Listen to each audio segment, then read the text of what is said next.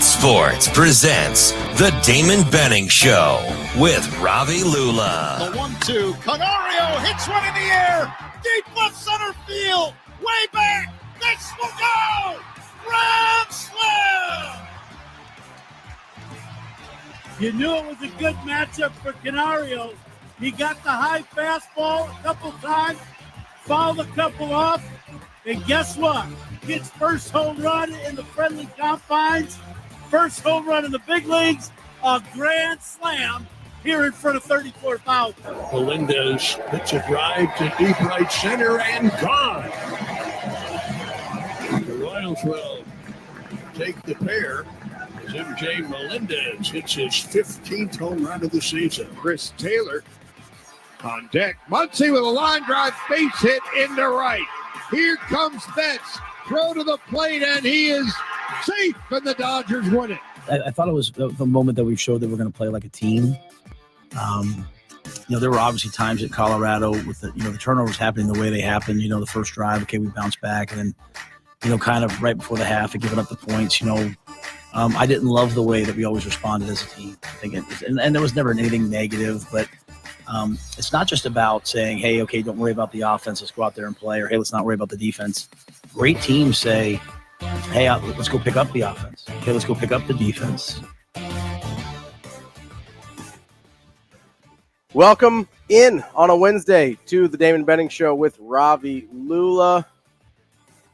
Here we go, DB. What up? How we doing? How are things? I'm doing good. How are you? Long night. Yeah? Oh, but it's cool. I mean, Me too, kind of. Why was your night long? Well, I didn't really sleep. So, I had a... Isn't that normal for you? Nah, this one was I won't get too into it. This was a little different just because, I got a really, really, really good relationship with Caleb. Yeah.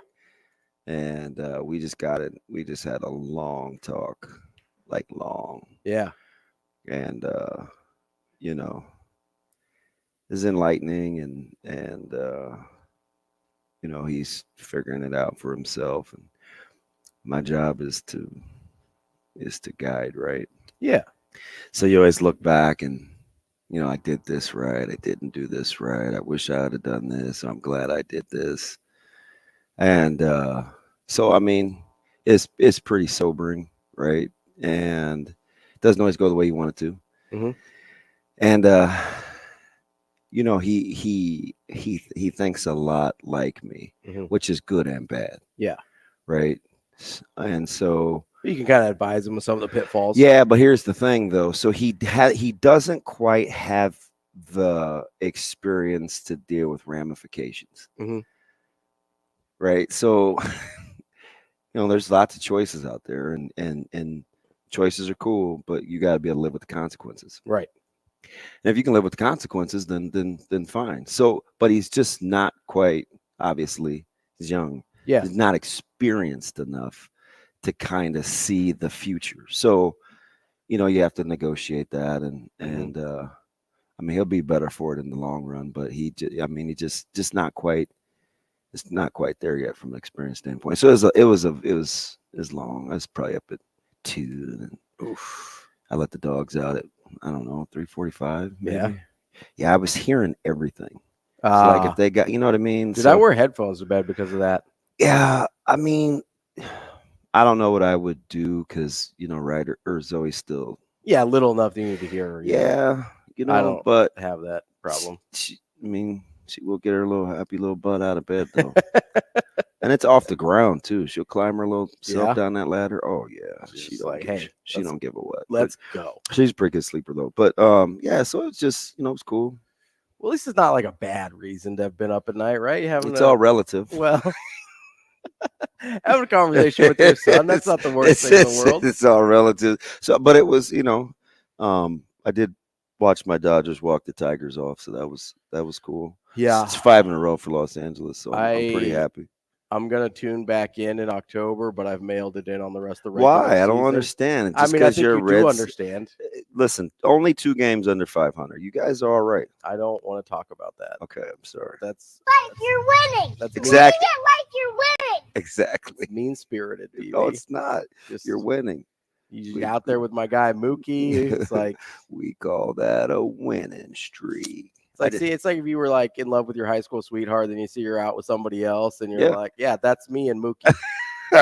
Is that the reason why I can never find any of those highlights? Well, I don't win a ton, so I delete them. I delete all. That of probably them. has a lot to do. Well, you with delete the Tiger ones too, but yeah, well, they don't win either.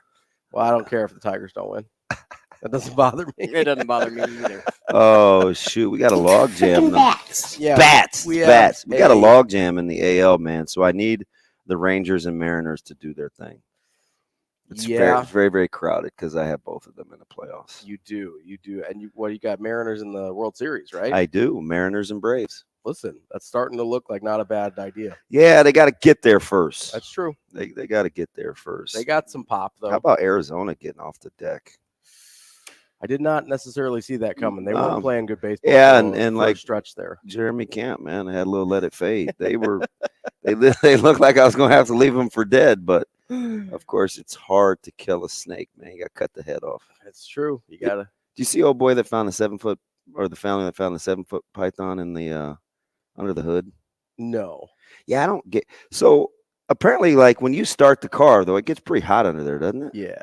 Isn't that too hot for snakes to live, or are they cool with that? I would think so. Do you know the mind of a snake? They're cold-blooded, so I would think the temperatures being that hot would be really bad for them. Right. Because they can't like self-regulate. Right? Yeah, because it's like Nate Dogg and Warren G. Yeah, no regulators out here for the snakes.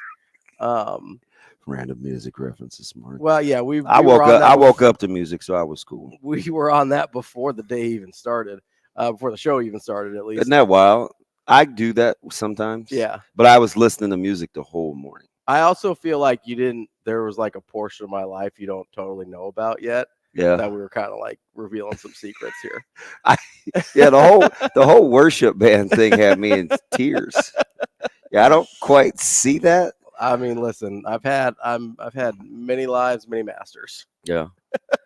Man can only serve one. One at a time. One at a time, yeah. We are coming to you live from the Hurrdat Sports. You are looking live. All right.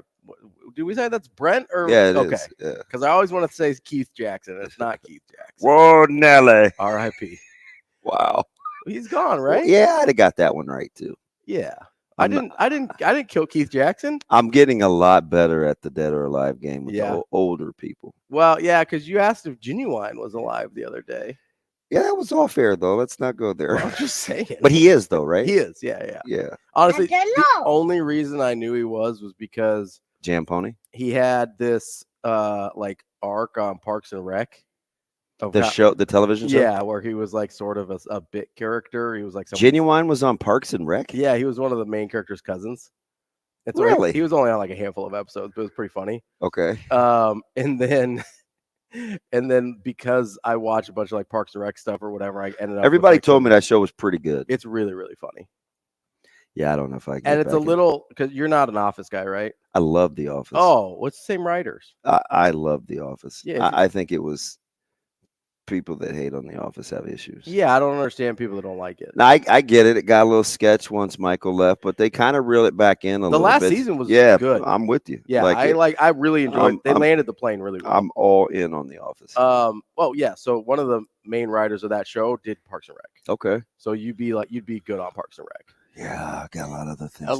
You got other stuff to do, but a lot of these rappers or whatever, they once they do their 5-6 albums, they go into producing or whatever. So is that what happened, Shane? I mean, like Dr. Dre did that. No way. Did he? Was Dr. Dre on Parks and Rec? I love how Shane. So that's what happens, like the whole death row thing, and they all go just producing, yeah, or acting. Eminem, it just LL Cool J acting. No way is he? I mean, are you serious? Yeah, so that's what they do. So that's why you do. That's why I mean. I don't know. Did he get into act? Did he get into acting? I mean, he's always kind of acting like. Did Ice Cube? Did he produce? I'm not sure. He's I mean, the always whole kinda Friday acting like Ice thing. Cube, Yeah, you know, I mean, but- what Yeah, are we doing? Exactly. Oh, That's what yeah. they all do. Thanks for enlightening me, Shane. It's not Friday though; it's Wednesday. So apparently the guy. Oh, I thought he left. He didn't leave. Okay. At least he got a designated driver. Yeah, I though. appreciate that. That's a good call. It's too nice of a car to not have started, right? So he's just assuming. I would assume he needed so. an Uber or Lyft. Yeah. Well, listen. Sometimes it gets away from you. Self-awareness, man. Where am I? What am I doing? You know, night little bit got away from me, just like a tiny bit. You know, it happens. Yeah. Well, so That thing wet. I don't know how much I want to share here. It's just gonna feed into a narrative about me that Sometimes narratives are accurate. no, it is. Like, I'm not saying it's an inaccurate narrative. I just don't know how much I want to lean into it. Okay. So you know how there's a narrative out there that I'm a little bougie. Yeah. That's 100% true. So this will make sense after I say this next part here. So last night I went to a wine tasting at La Bouillon. Oh Lord. Oh my Lord. What? Okay. I think I have some audio from it. This smells delish. So we had dinner and Uh-huh. stuff beforehand, and we do the wine She has tasting. some foie gras and some caviar and some. So I wanted caviar, some and duck Natasha was like, "I'm duck okay on the confit. caviar right now," and I was like, "Okay." It's kind of mad at her, to be honest. But so we get some food in our stomachs before the wine tasting, so you don't get a little, whatever. Yeah. And so that was all good. But then we went across the street to V Mertz for dessert. Of course you did. I mean, why wouldn't you? Because man, they got the best creme brulee in the world. Oh Lord. I love that stuff. Okay. But then you have to have your little dessert wine, or I get a little Grand Marnier with my creme brulee.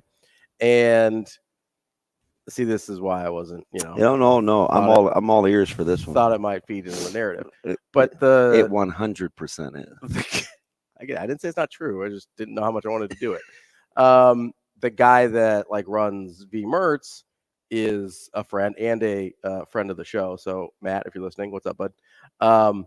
He's on my side about Trevor Lawrence, by the way, just so you know. That's the first thing he said to me as soon as we walked in. Yeah. He's like, I think you're right on the generational talent thing. I'm just telling you, people can make you dumber. And so we go. How about your little sidekicks coming to your defense? I was like, Jacob, save it. Jacob sent me a DM this morning of just an absolute dime that Trevor Lawrence threw, and I was like, I know, man, I know. Well, no, the argument wasn't ever if he was good or not. No, it's just how talented he was versus other people. Yeah. But so we get some drinks, and so we sat there and talked for a long time. So I was totally okay to drive and everything. It wasn't anything like that. But sometimes when you drink that much, the next morning's a little rougher. Oh, a little hazy for you this morning. Not really hazy. It's just I don't feel 100%. Jimi Hendrix. You know what I should have brought you? What's that? I should have brought you. Yeah. Yeah. I have some hydrate too. I do the liquid IV stuff sometimes. I may have one in my glove box. Yeah, I'm okay. I'm not in a bad way. It's just, when you're on the scout, you're on the. Well, hopefully you're not super coherent, so I can take advantage of you like I did yesterday. You mean like I did to you? Yes. See, I get you knocked out. Lot of Jedi mind tricks going on yesterday. So the funny thing, and you completely got away from me. You called me later just because you're like, "Hey, do people know we're not actually mad at each other?" Yeah, I don't understand that. You know what I mean? It's not like we're four. No, we're having and literally. You're not my friend.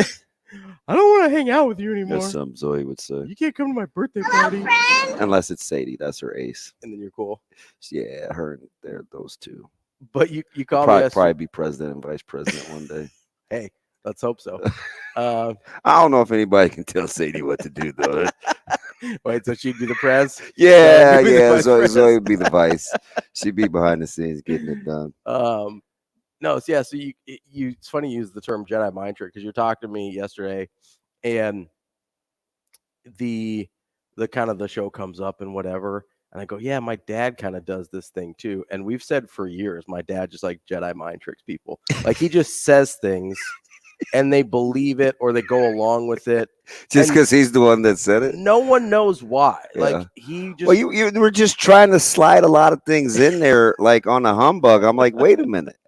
That's not really what I felt like. I had to keep bringing it back to what we were talking about, and then I just gave up. Well, listen, it's you take some people into deep waters. I'm and see like, if they can swim. I'm like, we were playing a team last year, and we were so mad at them. You know, we find lots of petty ways to get motivated. And I was like, let's see if they can't swim. We're in deep water, because I just wanted to get them into the fourth quarter. Yeah. Like, that's all I kept talking You're like about. Dion over there. So we had the old lineman doing like the whole swimming motions and stuff, because we kind of wore them down. Oh, man, it was fantastic. You just like Dion out there finding petty reasons. To be Hey, mad at listen, people. how about how he just keeps doubling down? Although he did let my man off the hook from Colorado State. I got to give some credit there, right? Because I've been critical of Yeah, Dion. you hate for no reason. Not for no reason. I have very specific reasons. You may not agree with those reasons. Did you see he's made at minimum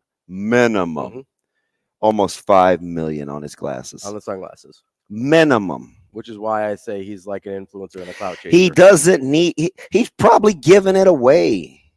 Like, he can't spend all the money he's made. I think you underestimate how much some of his clothes and Louis Vuitton costs. Must be the money. But no, I have to give him credit. I thought what he came out and said about was Blackburn from CSU, the kid who made the hit on Hunter. He didn't even call the play dirty. He's like, that's football, man. He's like, I don't have an issue He said with some it. of you may call it that, and it wasn't, man. People are just It over. really wasn't that late. Like, the optics of it from the original angle are pretty bad, but there's a reverse angle where you see the ball come through the frame, and then Blackburn hits him, and you're like, that's not that late. Yeah, is it unnecessary? Probably. Fans gonna fan. But it really wasn't that late, and he honestly doesn't hit him that hard. No, you just hit him right. Yeah, well, or wrong in this case for Hunter. With right. You know what I mean? But like, it wasn't a huge contact play. Yeah, one of our guys got mollywopped against Miller North. Yeah, and I was steaming. Yeah, because it was just the opposite though. And actually, the kid from Miller North got Caleb really good. I didn't think he was going to get up. Yeah, similar, right? Where when you're exposed and you get hit in the midsection. Like, lots of things can happen. Yeah, at least it wasn't a spleen though. Yeah, well, and like a lot of times it just is, hey, you could Eric Davis. Yeah, right. It's one of my favorites. Again, another guy I cheered for that didn't play for a team I liked. Yeah, I just could relate to him. But for sure, yeah, because he was the two-sport, right? Well, so he was two-sport guys. I like multi-sport. Yeah, I do. I like multi-sport people. That's why I was a big Lindsey Krause fan at first. Yeah, it wasn't because she was good. I mean, she was obviously really good, but like when she was young, you'd hear like these legendary stories, and urban legends. I just kind of like peeked my head in gyms and stuff because I was already following girls basketball. Mm-hmm. She's a stud, and then you sure play volleyball, but she played our big matches mostly out of town. So like this legend was growing of her in like middle school, and I remember one time we were having a show in my former life, and this is a little deep, but I was like, Lindsey Krause's kind of like, in a way, like she's way closer to LeBron than she is Felipe Lopez because she's a prodigy for a long time. Okay, Jordan Ball is the same way, right? Mm-hmm. Where they're actually living up to the lofty expectations that were placed upon them. Now it's still at the collegiate level, but it's different. But like people thought I was crazy, but sometimes it's hard. Like very few. I won't say very few. A lot of people just don't get there, right? They come in and you're usually bigger, stronger, faster in middle school. And then high school happens and it's like, some things catch up with you. But some people, they elevate, and she elevated. So anyway, I say all that to say. Big Eric Davis guy. So when he ruptured his spleen, like I remember being devastated. Like he slammed into the outfield wall. And he used to be an infielder, and he moved to the outfield. And he was kind of silky smooth, and he's African American. He was right-handed. Like those are guys. I just was like, oh, I want to be that guy. You know what I mean? So sure. He was smooth. Yeah, I was a big Eric Davis guy, even though I hate the Reds. Well, yeah. I mean, I can't remember who my mom liked from the Reds that she thought was good looking. He reminded me of Franco Harris. Maybe it was Concepcion. It was somebody. Barry Larkin. That's a little late. That's a little modern. That's a little late. Like when he was at Michigan, I was like in the Barry Larkin 5th grade. Yeah. Like, it wasn't him. No, probably got to go 70s. Yeah. Can't remember. I have to ask her. Tony Perez, one of the big. Yeah, might have been one of those. Yeah. I don't mean to use a demonstrative to describe a group of people, but like, yeah, one of those guys. Well, I mean, if you say he looked like Franco Harris, or like some of those guys kind of looked like. She's a big Franco guy too. Yeah. Yeah, I got off the Franco Harris hype train. It's funny. I got off a lot of my kid legends. I was all in on Bradshaw. Yeah, Bradshaw's pretty underwhelming as I got older. Yeah. Franco Harris, I'm just okay. Yeah. Like, I don't know how tough he was. I just watch a lot of old stuff. I'm like, nah. Well, it's kind of funny though when you have kind of like an iconic moment like Franco Harris does with the Immaculate Reception. No, he was good now. Don't get me wrong. No. But when you have a good career and then you have an incredible moment that is historically iconic, it sort of raises the view of your career in general. 100%. Right? 100%. If he doesn't, we've seen that happen at Nebraska a ton. Oh, yeah. I mean, and it can work in the reverse too, especially we've seen with Nebraska, is sometimes you forget the big moments for the like day-to-day. Yeah, like Terrence Nunn was better than we give him credit for because of the one play. Texas. Yes, a lot of guys are like that. Buckhalter was better than we give him credit for. Buckhalter is better than we give him credit for. I would even say this one's a tough one. I was going to say Taylor Martinez, but like there's people on different sides of that argument, right? Because some people only remember the crazy runs, and then some people only remember the crazy throws and crazy throws. Right? Yeah, games. The crazy. I think if Taylor, and he's probably somewhere in the middle. If Taylor Martinez, who by the way, congrats with the ceremony on Friday with the Hall of Fame banquet, as he goes in this Friday. I think if people would have felt like he liked it more, sure, we may think differently. He was a little aloof. But we've talked about this too. I think part of it was he just wasn't comfortable in front of the media. 1,000%. Right? Like 1,000%. I feel like I don't know anything about Taylor Martinez the person because what I saw, I don't think was him. Right. You know, and so that's really challenging for people too. Is we kind of gravitate towards people that it feels like they're letting us in. You know, it feels like they're showing the real version of themselves, whether it's actually the real them or not. But with public people, if we get the sense of genuineness, we tend to gravitate towards them. And because of the way Taylor Martinez just wasn't really comfortable with media and all the attention, I don't feel like we ever got that from him. Which is, again, not really his fault. And I mean, sometimes people were mad at him for like branding and being a good businessman before he was done with school. Yeah. Now that's everybody does it, right? Dude, if like Taylor Martinez and Kenny Bell and those guys were around during NIL, they'd be rich. Yeah. They would have made they would have made I got chills throughout my body. Hey, but do you like playing against road games? I'm glad we won. I'm glad we won too, Taylor. Because I love playing away games. So my man Mike is on our YouTube page. Which one? Where he just said Damon pulling out the Dion tricks. Oh yeah. So that's one of those guys. I think I can say this out loud. Like so early on. Yeah. Like he used to totally troll, like not super nice. Oh yeah, right? Yeah. But I hung in there. You know, some of the things I thought he said were kind of funny, even though it was at my expense. Yeah. And then like over time, grew on you. Yeah, like I got a lot. So there's a lot of guys like that that I started out like, man, I don't know about him. But now, like I chop it up with on the regular. So I'm dead. I don't know why that happens. Yeah. But because usually there's something you can take from somebody, even if they're if it's covered in a like thinly veiled pot shots. Yeah, But yeah, that's funny. Good to see you, Mike. All right, coming up next, we will actually set up the show, and we will have more of Benning and Lulla here. One of these times, we're going to set up the show in the first segment. We're going to do our best. Not today. I ain't making any promises. Too late now. We'll be right back in 5 minutes.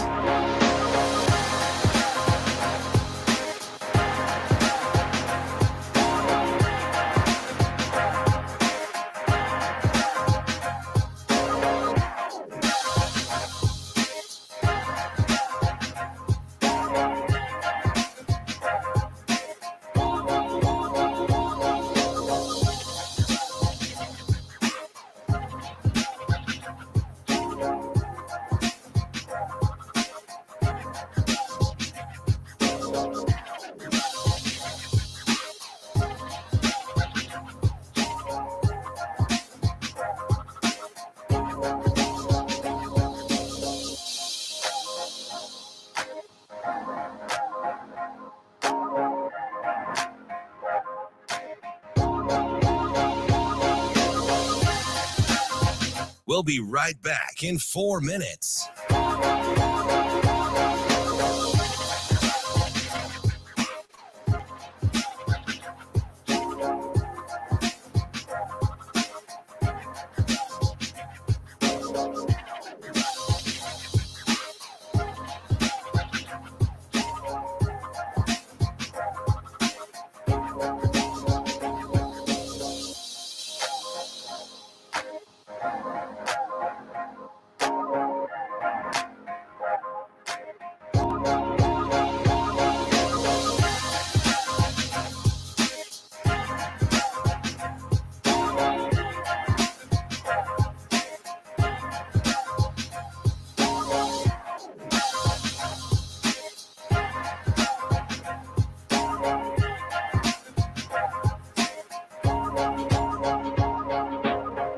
We'll be right back in 3 minutes.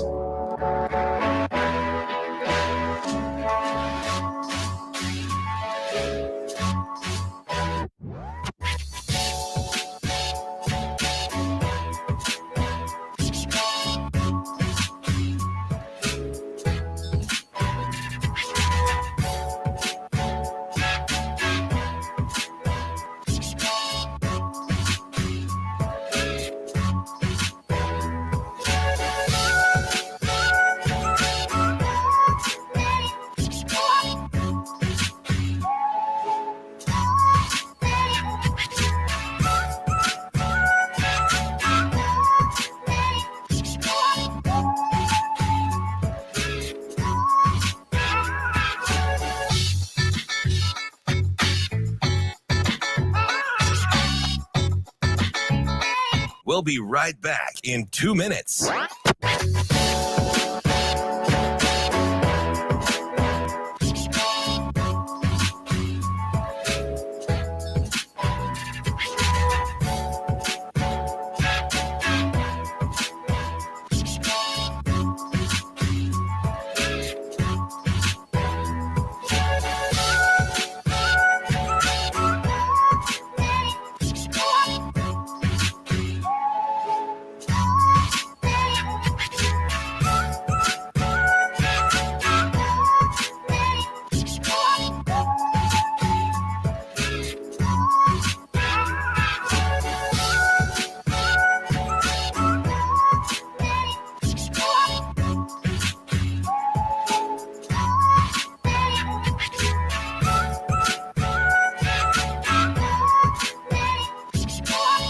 We'll be right back in 1 minute.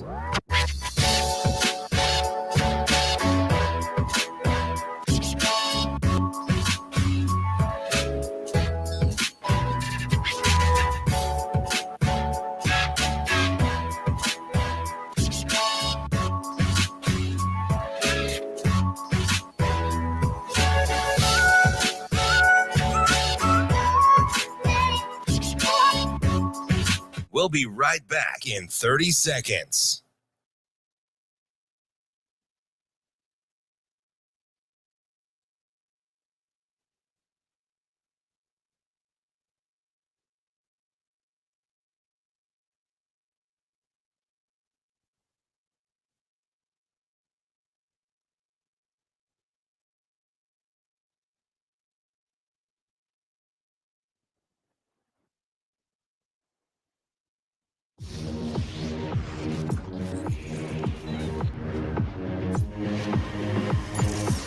Hurrdat Sports presents the Damon Benning Show with Ravi Lulla.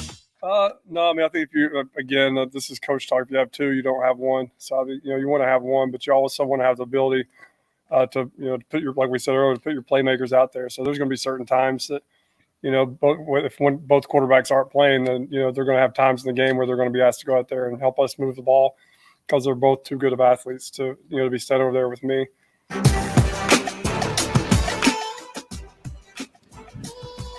Here we go on the Damon Benning Show with Ravi Lulla. We are coming to you live from Hurrdat Sports Bar and Grill on AM 590 ESPN Omaha. I just felt like staring at you. ESPN Tri-Cities. Got a problem with that? I get that a lot. You can catch us on Twitter and YouTube streaming live. can tell you're all the way comfortable. Wow. It's all the way comfortable now.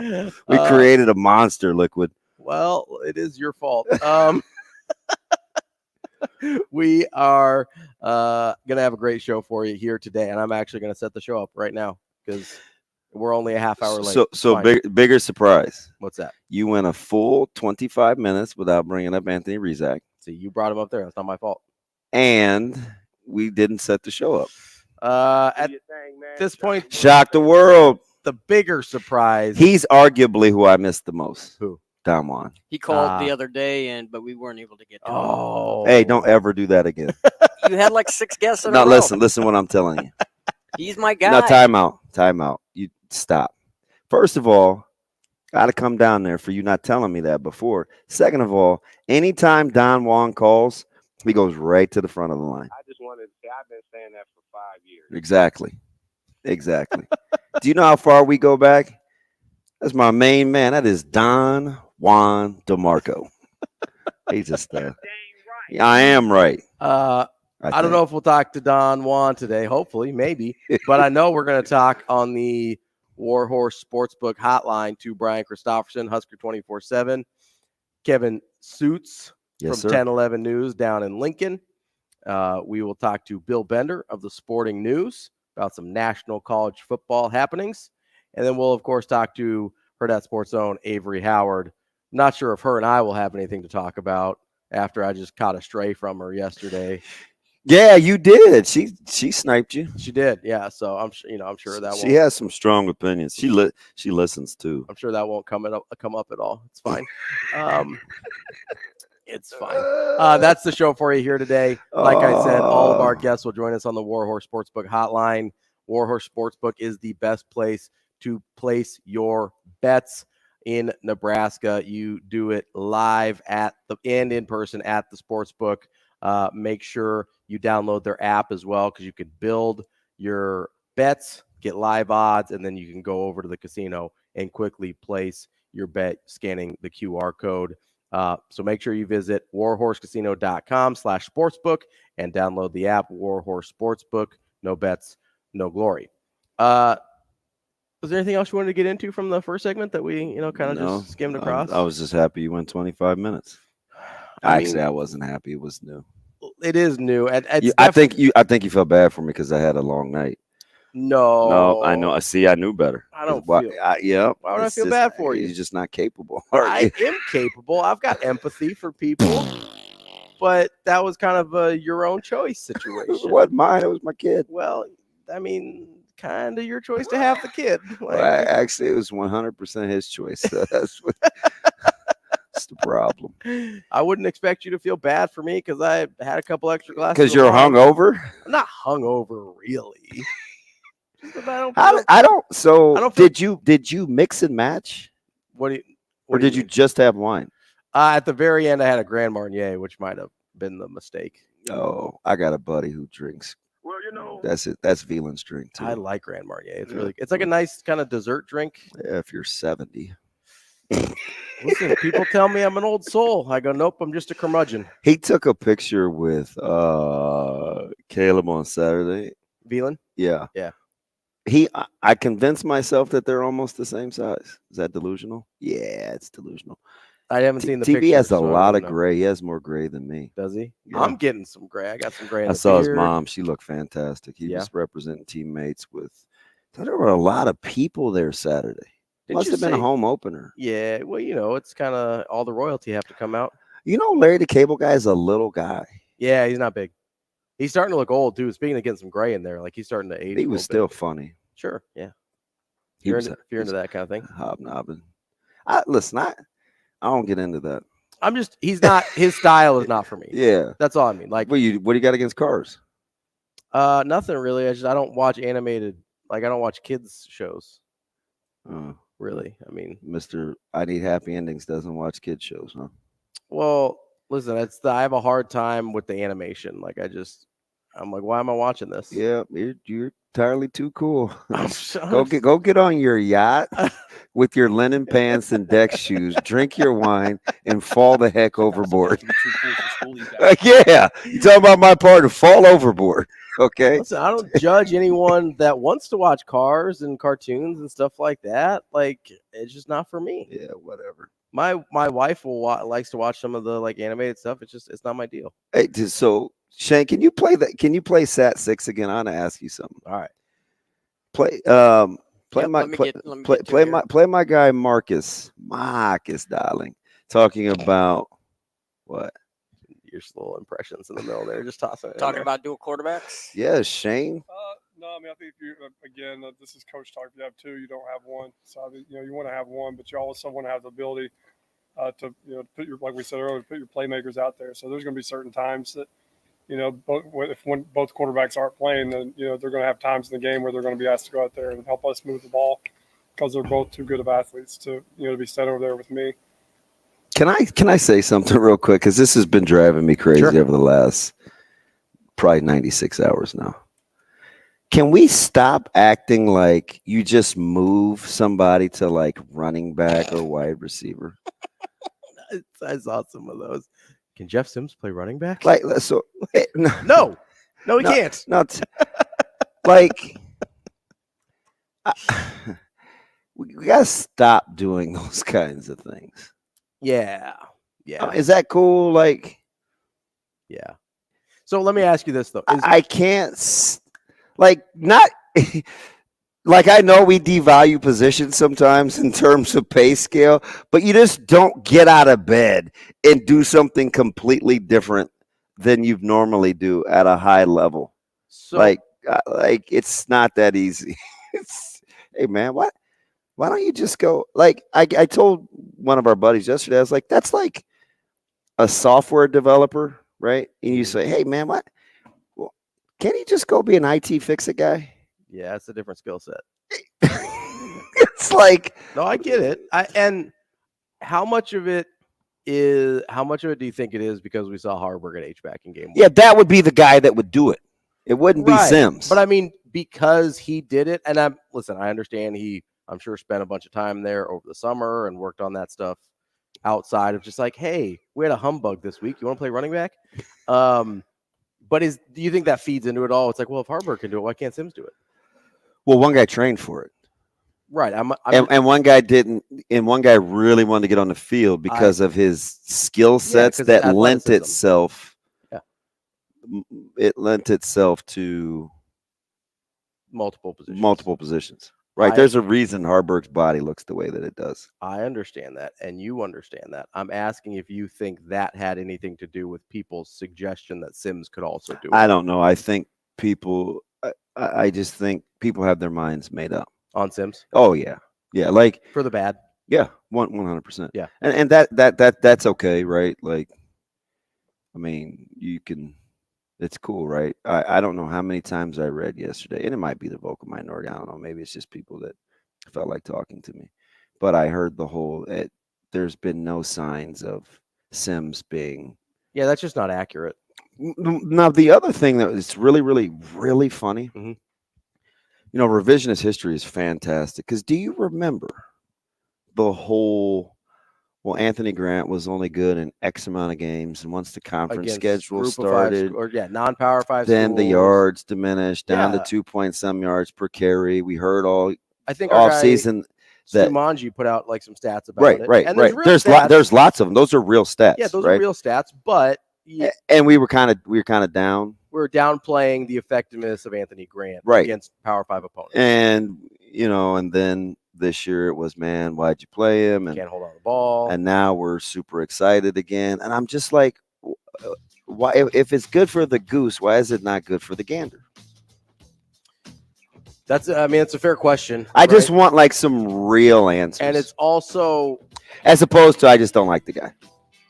But if that's the real answer, at least just say that out loud, right? Oh, and then I'm done, right? Like, I can understand where you're coming from, right? Yeah, I mean, because that's an understandable position, and there's really no arguing. I'm not arguing with that. But at least you're being honest, right? Yeah, kind of like when you said you're not listening to the Tua versus Lawrence thing. Once you shut it down, there was no. You're never going to convince me Tua's physically. Yeah, take that, Mike Schaefer. Same ballpark as Trevor Lawrence. Like, it's not going to happen. Do I need to bring up stats? More Benning and Lulla coming up next. We'll be right back in 4 minutes.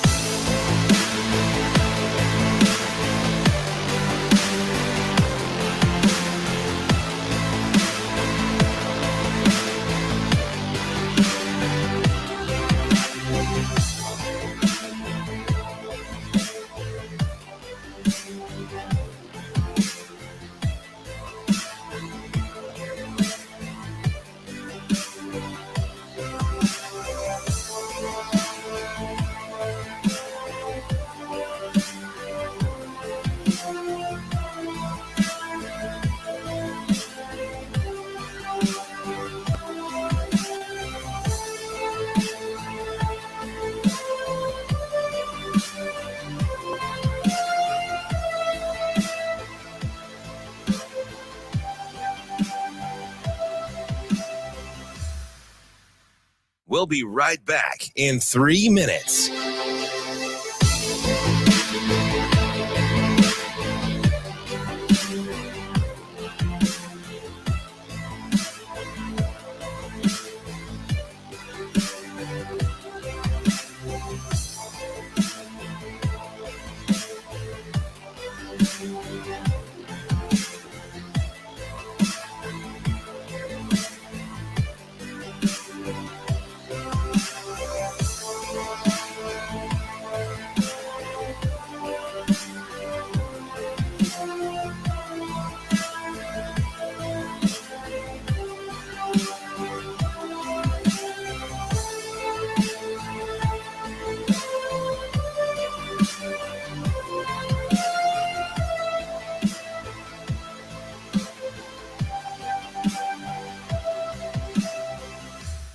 We'll be right back in 2 minutes.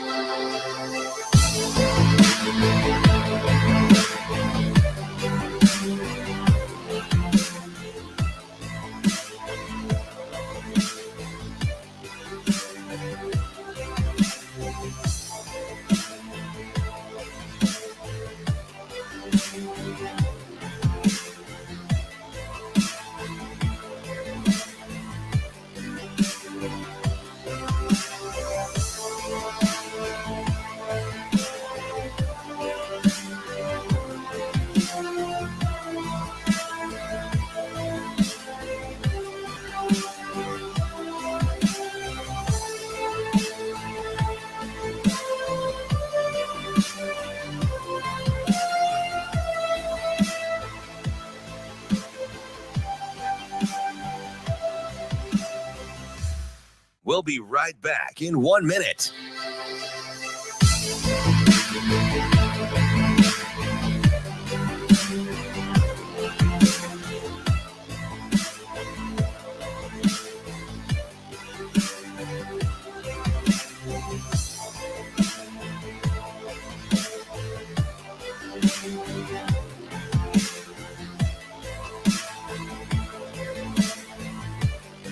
We'll be right back in 30 seconds.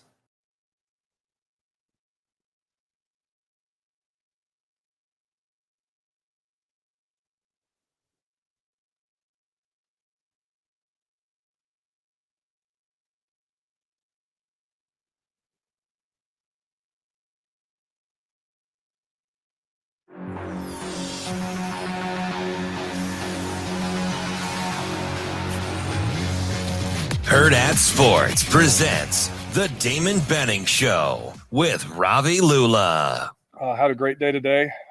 Malachi and Jalen challenged them just to get out there and be tough and be competitive. And, that was an emphasis for them. You could tell just, Malachi's out there. He was going so hard. I think he threw up one time out there. He was playing so hard. And he, I said, get out, go get some. And he wouldn't even come out. It was just a mindset. He was basically trying to say, "Sad, I'm tough. I'm ready to go do this thing." Wrapping up hour number 1 on the Damon Benning Show with Ravi Lulla here on a Wednesday. We are live from the Hurrdat Sports Bar and Grill. You can hear us on AM 590 ESPN Omaha or ESPN Tri-Cities. That means you can catch us basically across the entire state of Nebraska, which I love. And you like it, I love it. No, I said I love it. Oh. That means you like it. Well, you love it, I love it. We both love it. Okay, that's cool too. I can do that.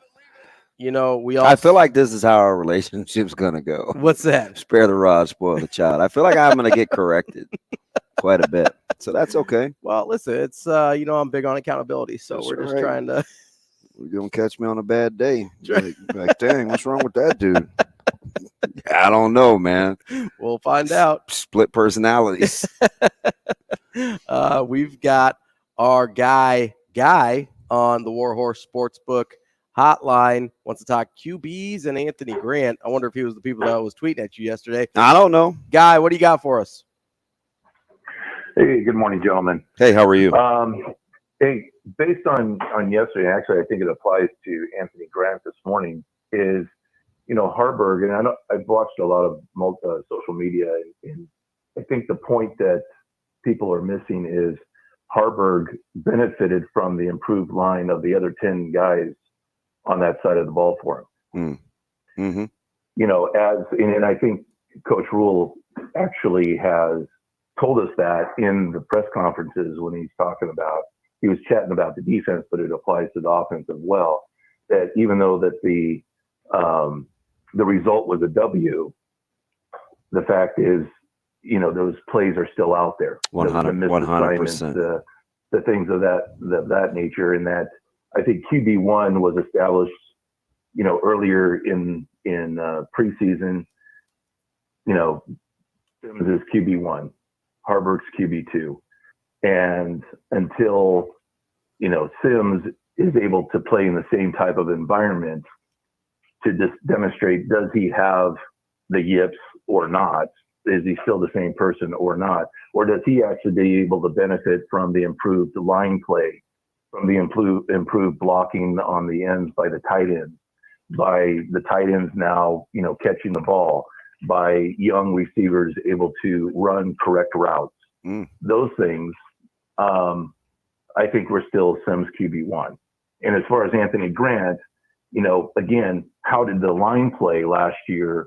Actually, how effective were they when they got into Big Ten play as opposed to smaller opponents on the non-con games? So that's kind of what I wanted to bring up. It's just a point that, or some color to the picture that I don't think people are talking about. They just want to hang on to, Harburg didn't turn the ball over. Well, why? I mean, was he as pressured? Were there as many missed assignments and things of that nature? So that's my thought. I wanted to put it out there and see what you guys have to say about it. Guy, you can call anytime. I can tell you that right now because I'm in lockstep with Guy. And I mean, I appreciate the call. Like when you're listening to that, you get the context of what he's saying, right? Yeah, absolutely. And again, this isn't hear my heart. It's not about liking one guy over another. It's about the totality of the message, right? If I'm a big apples to apples guy. Sure. And so sometimes we get so caught up in being a prisoner of the moment. We're not very practical. Yeah, and there's right now there's not an apples to apples comparison between Sims and Harburg. There just isn't. If Sims starts this week against Louisiana Tech, we'll be closer, right? With a home game, group of 5 opponent for Harburg, home game, group of 5 opponent for Sims. I mean, do you really think he's going to drop? Do you he dropped a snap? Like, we got to stop saying plural. Yeah. He dropped a snap. He dropped it was 2. Well, I don't call the so I mean, of course I'm defending by telling the facts. When the ball was snapped versus the expectation of the snap matters. If you talk about dropping a snap, he dropped a snap. Full on dropped a snap. There was one where the snap timing seemed to be off. Did it seem to? I don't know whose fault that is, though. No, but did it seem to be off, or it was just off? Was off. Okay, there we go. I don't know whose fault it was. There we go. It still could have been on Sims. I'm with you. Could have been center. Since we're on a corrective Wednesday. Could have been the motion man. I don't know whose fault it was. Linen pants and deck shoes. I'm wearing jeans and yeah, you shoes, totally flipped the script, man. You kind of went back to grimy. What happened? You, bougie lad? What are you, like Clark Kent? Yeah, you got bougie at night, and I'm grimy in the mornings. I just don't want to roll up here in a suit and make you feel uncomfortable. Yeah, well, I'll be okay. I get dressed up on the weekends. It's coming from a guy. I used to have to wear a suit every day. Glad that's over. There's also not a apples to apples comparison between really any quarterback and a running back like people were trying to do with Sims and Grant. I just think it's funny that and this is coming from a guy. Mm-hmm. I've put it out there. I'm an Anthony Grant guy. Yes. Like, I've seen that guy a ton. Mm-hmm. I've seen them all, right? Like, I like that guy. Yeah. And now that I think he has a coach, not only that holds him accountable in the day-to-day, but, like, he needs a tough lover. Sure. Right? Like, some people just a firmer hand. Yeah, some people just need that. Some people are really kind of self-motivated, self-correcting. So I'm curious to see how this relationship unfolds, because I think he's with a good partner. Yeah. If he can hang in there. He understands the nuances of run plays now. Like, Yeah. You guys don't have any idea how I don't. Just go ahead and say it. Go ahead. He didn't have good command of the offense last year. Yeah.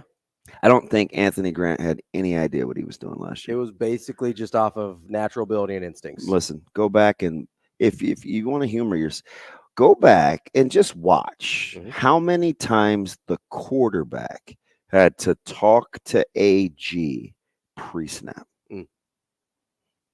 Yeah. I mean, I'm just saying. So I want to see people, like, don't judge me. Well, you can judge me anytime, but give me a body of work where it's not just isolated. Mm-hmm. Like, watch me over time. Sure. And I'm willing to do that. I'm willing to do that. I get the turnovers at Georgia Tech. Forgive me. I want to see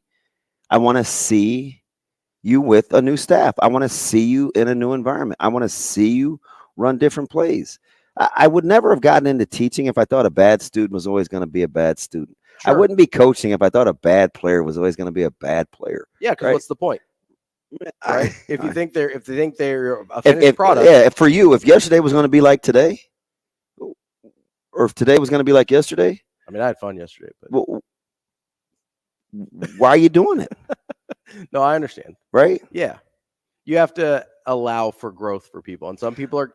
Here's the problem that a lot of, I think, fan perspective people have, right? By the way, you can put Guy up there at the front of the line with Don Juan too. So it was just well thought out. I thought so, yeah. I just think, like everything in these contexts, I'm a big context guy. I mean, yes, context is very important to these discussions because, I had to kind of talk you into giving Sims a chance because of the Georgia Tech stuff, right? Where kind of. So my question wasn't that I was in denial. My question was, do we believe it can happen? Right. And I do, but that just because we believe it can happen doesn't mean it will happen. 100%. Right? That's the just because it has happened doesn't mean it will continue. Doesn't mean it will continue to happen. Right. Yes. And so even though we also acknowledge past performance is the best indicator of future performance, right? Yeah, I like good Reformation projects. Absolutely, right? But if you like a Reformation project, you also have to be prepared to be disappointed. Weren't you and I just talking about our former lives? Yeah. Either one of us trying to go back there? No. Okay. Yeah. I'm just saying. But here's the thing that a lot of fans are not willing to accept as part of the Reformation process. I think I should have got stitches. Prospect. You cut yourself? Man, I was trying to. Stupid running backs tried to run me over yesterday. I'm gonna kill one of them. It's your guy too, Bo Ryan. Sorry, how's he my guy? Dude, everybody loves that dude. He literally tried to kill his coach yesterday. Well, that's not cool. You had to threaten. Sorry about that. I seriously threatened the kid yesterday. I told him I wanted to fight him in a closet with a locked door. You seem very hurt right now. Are you gonna be all right? I'm dead serious. So what happened? What led to that? I don't even mean to cut you off. It's just my hands hurt. So I wasn't even gonna get in the drill, right? I'm down with receivers. Yeah. So people are like, Coach Benning. So I'm jog all the way across the field. I'm like, oh shoot, running backs are down there. They're going through kind of like what we call this blast drill. So it's a very difficult drill, Mhm. right? And you're basically trying to teach backs to come out of the back end, and you got to split it. And we have these heavy dummies, and like I'm really trying to hammer these guys. So part of it is my fault too. Mhm. So there's 2 guys at the end, and you go over bags, and you have to make a cut. Our coach will show you either his butt or his back. If he shows you his butt, you want to be in the camera, Mhm. so you got to cut it. Whatever. This dude made a beeline for me every time. Instead of just splitting the bags like you're supposed to, he kept coming at me, like repeatedly. You do something to him? What? Yeah. I knocked him down a couple of like 2 weeks ago. Oh, okay. So he's a little salty. And he's upset. A little salty about it? Yeah. It's just his personality. Well- We're not in pads today, so I feel like I have a chance. You gotta give him a shot. Yeah. Coming up next, we'll talk to Brian Christopherson of Husker 24/7 to kick off hour number 2 on the Damon Benning Show with Ravi Lulla.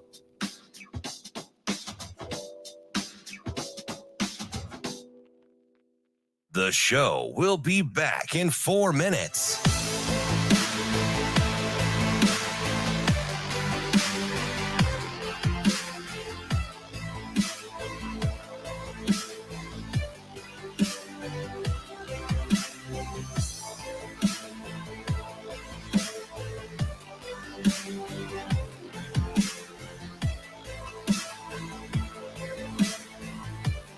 Here is Brian Christopherson.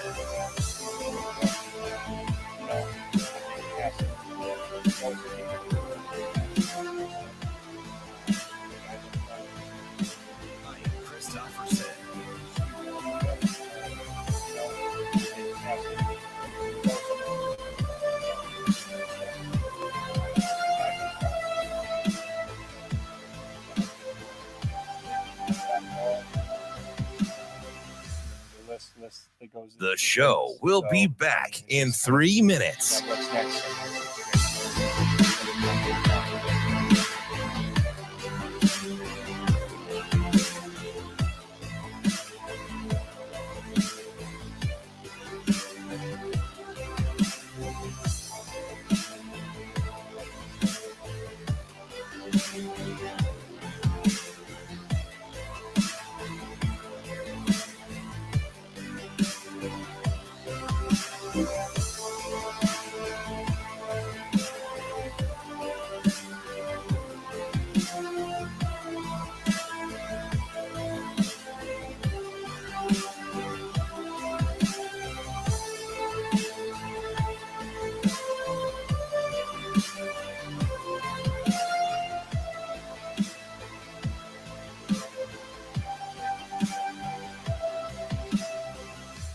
The show will be back in 2 minutes.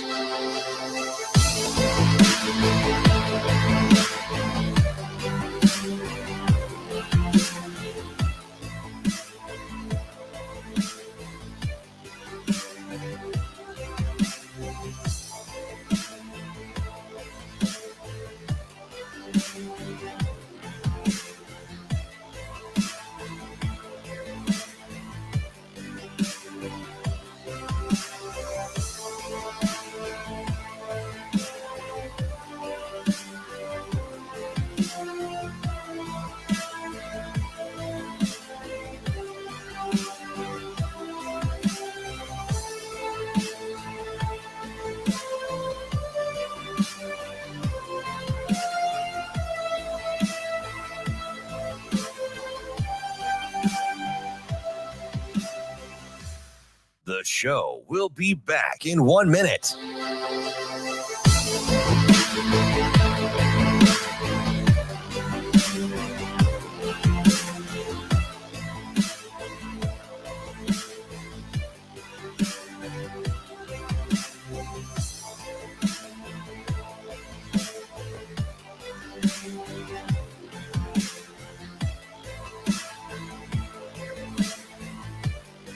The show will be back in 30 seconds.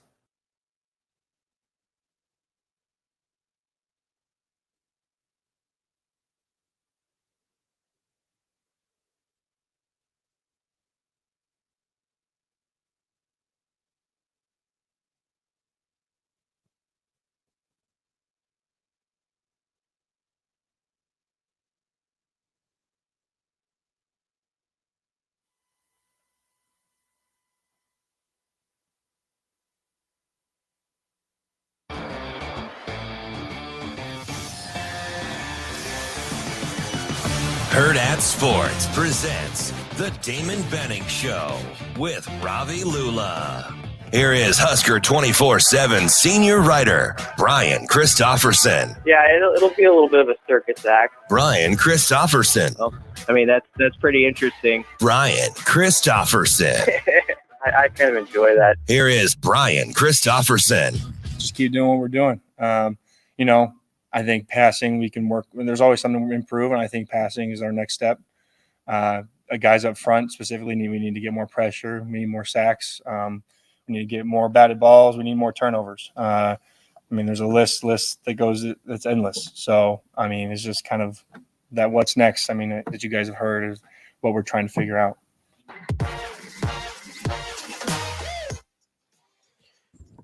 Kicking off hour number 2 on the Damon Benning Show with Ravi Lulla, we've got our friend Brian Christopherson from Husker 24/7. BC, how are you this morning? I'm doing fine. How are you guys? Good. Life is good. We're hanging in there. I can't. So, BC, I know I saw you in there. What was the media lunch Saturday or whatever it was, dinner? It was I think it was pulled pork. I didn't have any. Yeah, that's right. You didn't eat? I heard it was pretty good though. So that's not me taking a shot at it. That was what Mike Schaefer told me. But that's funny because he got his plate knocked out of his hand. I felt awful. I saw that. It wasn't you, was it? Were you book checking him? Were you book checking him? No, actually, for how he owned Ravi yesterday, Ravi would have been the one that would have got at him. But no, I'm teasing. No, I'm just serious. Actually, it was on accident. It was Mike Babcock. But we were talking. Yeah, we were talking to Shafe, and Mike Babcock's elbow accidentally got Shafe. And the only thing that made it bad was he kind of cleaned up the pulled pork pretty quick, but there was like that coleslaw or whatever that was. And that kind of went all over the carpet. So I think Shafe was kind of mortified, but it was all good.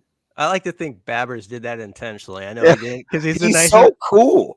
He's right? the nicest guy in the world, but he really is. Also the greatest Husker historian around. So if you ever need information about the Gotham Bowl or anything, he's there for me. Do you eat on game day? Oh yeah.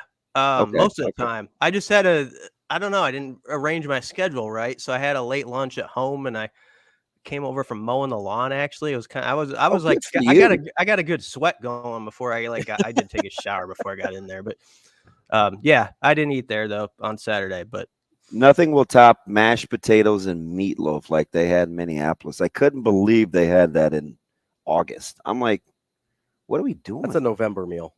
Like, what are we doing? Yeah. Joe Cladd, those guys, they loved it. It was like, ugh. I didn't like the meatloaf. Yeah, it wasn't very good. Some people called it mystery meat. I saw chunks of corn in there. I was like, what is going on? I also like I do like cinnamon roll and chili, so I don't want to get like knocked out of the state, but I think the hype has reached a point where we can bring it down a couple notches. Yeah, that's my opinion. opinion. Yeah, that's what I would say. Calm it down. BC, you're kind of listening to these pressers, and I do think Nebraska literally, well, I know they did, literally had open tryouts, right, for the running back spot. Yeah. Just to see if there were some guys that can play. Like, realistically, how many do you think they'll need, right? I know you're extrapolating, but you got to think you need 4 serviceable bodies, right? Is that at a minimum? To get through the rest of it, yes, I would say at least 3, and 4 is probably the ideal number. And so that's where young Quentin Ives enters the picture, listed at 185. Satterfield said he's above that now. I know they like his explosiveness and a lot of things about him, but I thought the Satterfield quote was a good one about you got to know what you're doing there, otherwise you're going to get somebody killed. You know, like I mean, in protection. And so I think it may have to. So if they want to get guys on the field, though, it's up to them to simplify that protection too, though. Yes. So that'll be part of the deal, but that also spoke to the challenge ahead, I think, at that spot. And look out. Also, while you can't take for granted, like sometimes, you know, like you look at Ramir's stat sheet when he was playing and maybe like touched the ball 4 or 5 times, but you think about how much that guy has built up in knowledge and like pass protection just X's and O's understanding. Same with Gabe Irvin. So, I mean, it's a huge loss. I got to say, it's not like Gabe and Ramir are the greatest Huskers that have ever played here or anything. But on Monday, when he announced both of them were out, since I've been covering it, for one position group to get nailed with the top two guys on the same day in an offense like this, where they want to grind it out for 4 quarters, it was a significant of an injury day, as I've reported on since I've been here. I know, and I've done a bunch of camp stories in August where some big guy who's important goes out with an ACL or something. But I mean, both those guys at the same time, it got quiet in that room in a hurry when he said that. And unless he was fibbing, which I don't think he was, but I talked to Coach Barthel for probably 10 minutes in the players' lounge after. This is like 10 o'clock almost.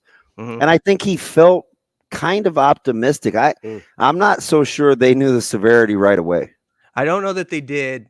I do wonder if Rule had an inkling that it could be a problem, because I thought, we don't know what he's like yet after games. Maybe this is just his normal way. I thought he was a little subdued in the post game, considering good read the first win. And he mentioned a lot of people in the press box, because you're coming down from the elevator in a blowout, especially the last 5 or 6 minutes, so you don't see some of those plays. I don't think a lot of people even knew Gabe got hurt, right? And so he kind of mentioned it, and you're like, yeah, that'll, big deal, 1 week thing or something. And yeah, so Monday that hit like a ton of bricks. So Anthony Grant, though, I've always thought has the highest end of any of them. I do believe that, and now it's just a matter of can he execute that, and can he be that guy who makes the proper reads on some of those runs, and can be a north-south guy when you're supposed to be a north-south guy. So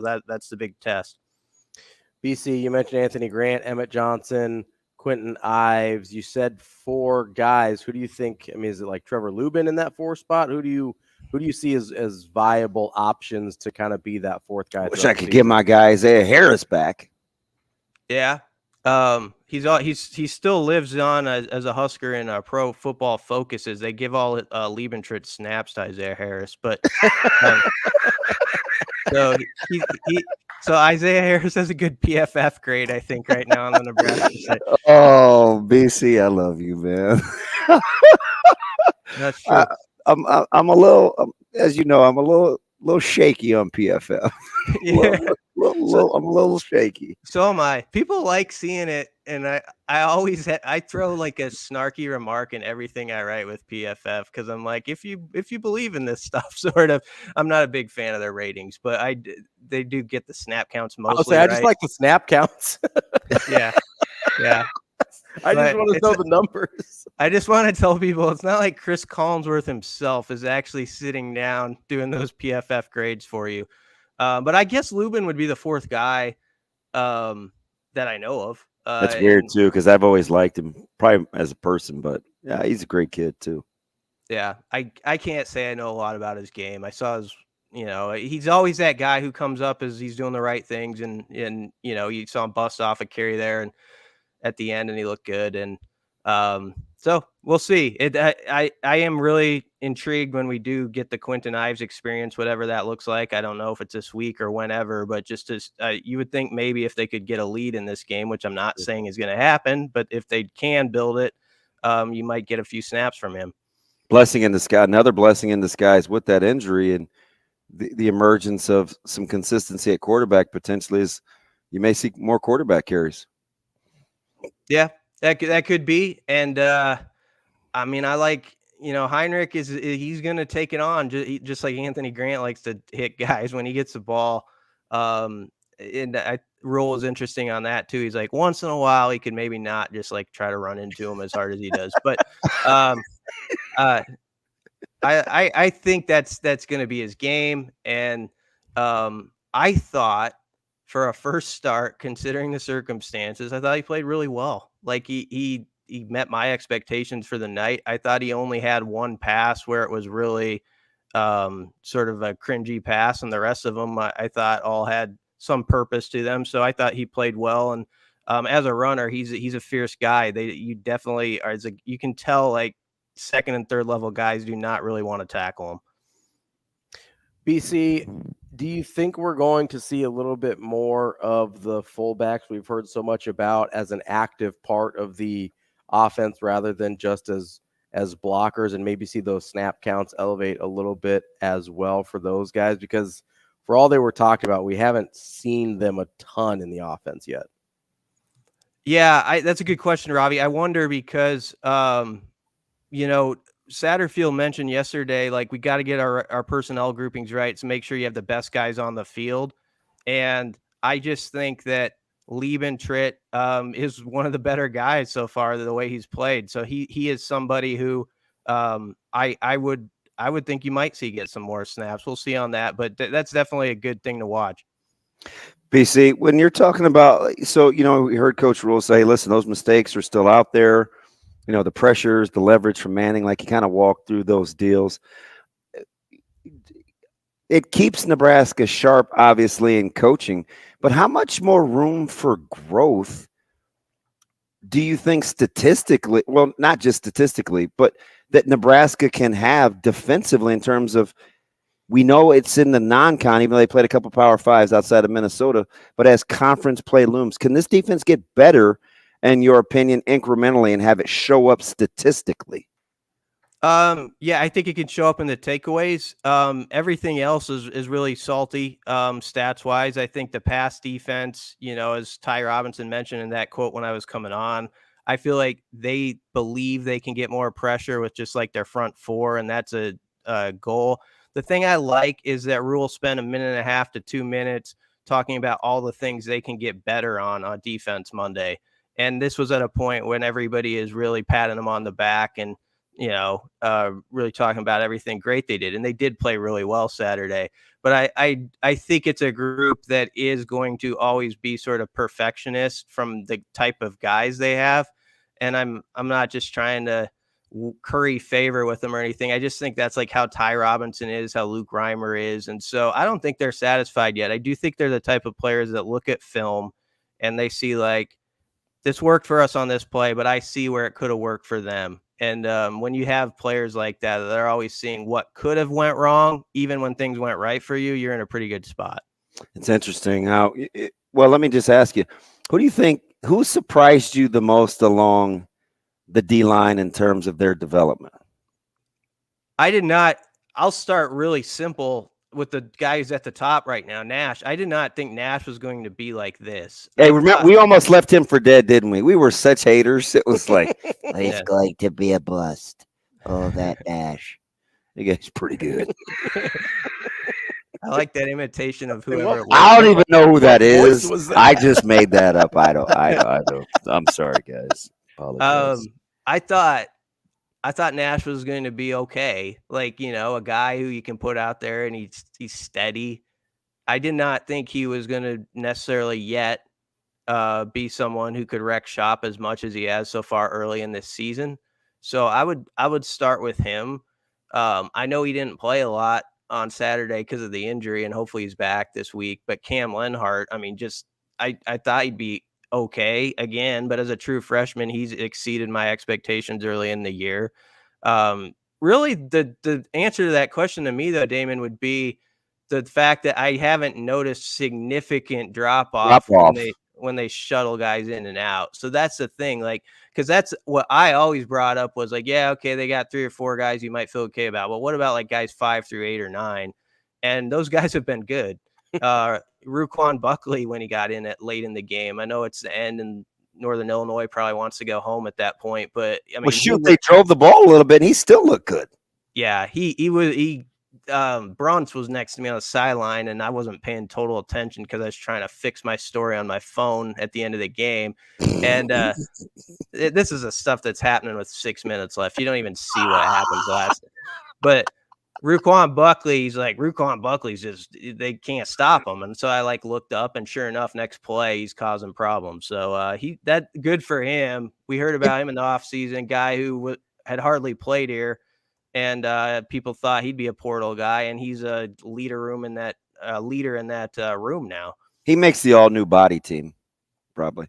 Like if there was a team of a list of guys that like transformations makes the all new body transformation team, Ruquan is up there. Corey Campbell knows what he's doing, doesn't he? He's a stud. I just like talking to him because I feel like I lost 6 pounds by what he says. Right? It's like he's the eternal optimist too. He just understands how the body works. Mm-hmm. Yeah, I always say it's funny in the off season when the new strength coach is here because everybody tries to. A lot of people like me have no idea what is being said or all about that. Like it's like, okay, I'm going to let this 165-pound guy tell me something about that's me. Tell you something about the weight room and how that should work and all that. But I tell you what, you see their bodies over there. It's just it's different, and I believe in what he's doing just from what my eyes tell me. BC, more surprised by the depth and lack of drop off on the defensive line or in the linebacker group? To me, it's probably the D line, but that's a good question too. That is, I had so many doubts about the 5 through 8, like in the D line, but linebacker, I just love how some guys I didn't know about either popped up. Javen Wright is playing really good, and Mekhi Bayer. I mean, Bayer is another guy. They said as much. He was basically like, "Do you need me around?" Like when the coaches first got here, sort of like that was his mentality. This is a guy. Do you even want me? Yeah. And now you watch him, and he's so confident. And the thing I love so far the most about this staff, and I know everybody's like, "Yeah, 1 and 2, 1 and 2," but I'll go to things like Bayer on special teams against Minnesota, runs down, goes through 2 or 3 guys, makes that stick that's just so great. And this is a type of staff that sees plays like that, and they're like, we got to get, like, I think the idea was already building, like that he was going to play defensive snaps, of course, but it's like, we just got to go with that. Look at this guy wants it. He's hungry. And they don't, I guess, hesitate sometimes to go with an idea or take a chance on something when a guy has put some evidence in front of him, like give it a shot. They did that with Bayer there. They did it with Harburg as a QB. There's, examples with like John Bullock. You can go through this roster and name off like 7 or 8 guys they've done that with. And if you look at most of those guys, they're batting a pretty good average on those situations. BC, let's be honest, because you were with me. I was with the 24/7 posse in Minneapolis in the press box. And remember when they announced that Nick was not going to play, and we were kind of talking about who was next up at inside linebacker, and I'm included. Was anybody comfortable with Javen Wright playing inside? Do you remember that little scuttlebutt when we were trying to figure out who's next? Yeah, I was like, there's no way. Like, he's going to be on the outside of that crew, not on the inside. But he's like, they casted a vision, and he's flourishing. Yeah, they're, like I said, they're doing well at when they've moved guys. Those guys have really taken to the challenge, and for whatever reason, it's working out way more than it's not. I'm sure there's 1 or 2 that hasn't, but I mean, you could think of like AJ Rollins moving to the defensive line and how that's played out. And before that car accident, Brody Tagaloa was going to play a lot of snaps. Like, they loved what he was doing. But yeah, Javen Wright, I feel so good for him.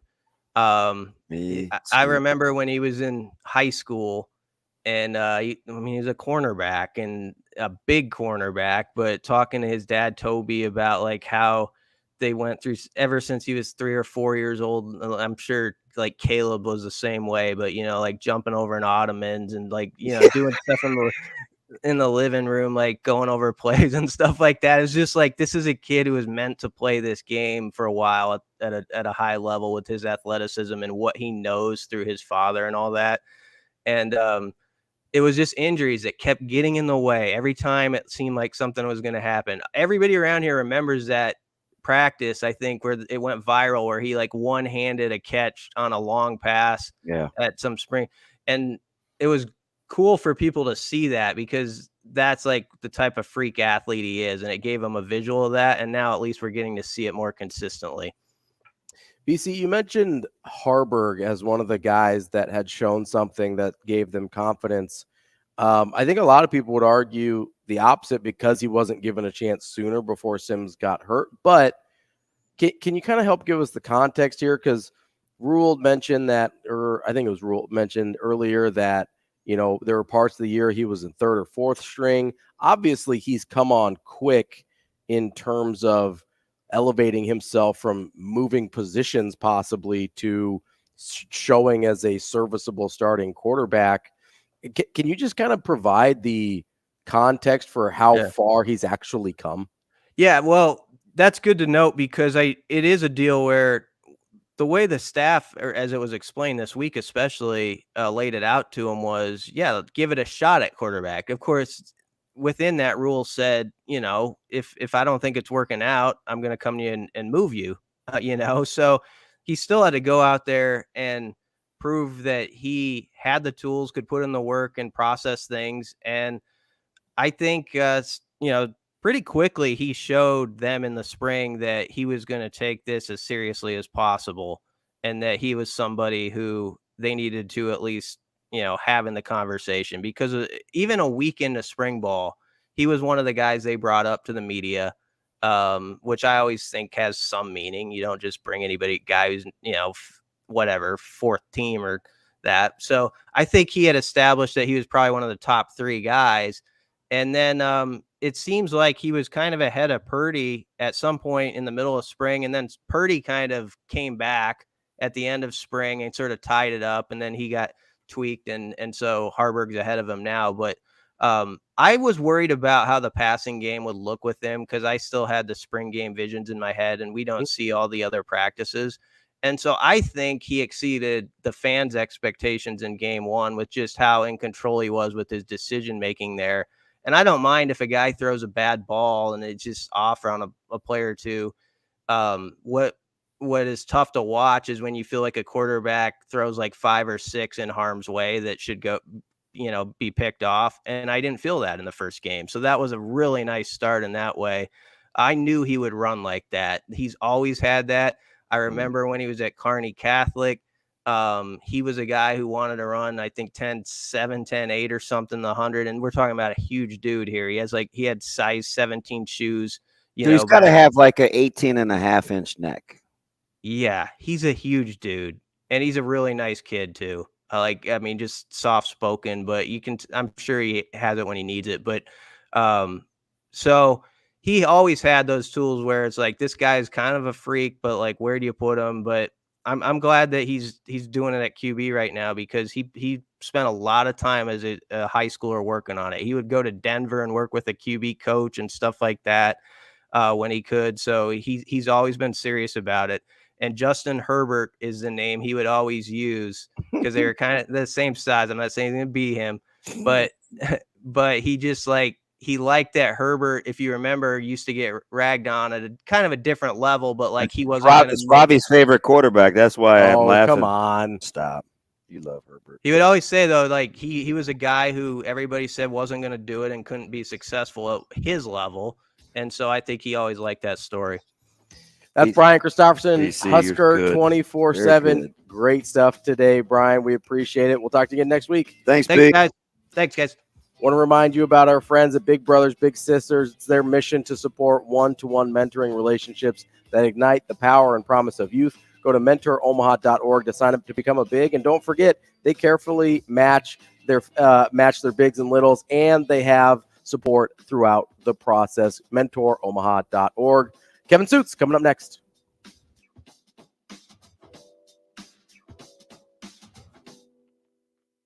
The show will be back in 5 minutes.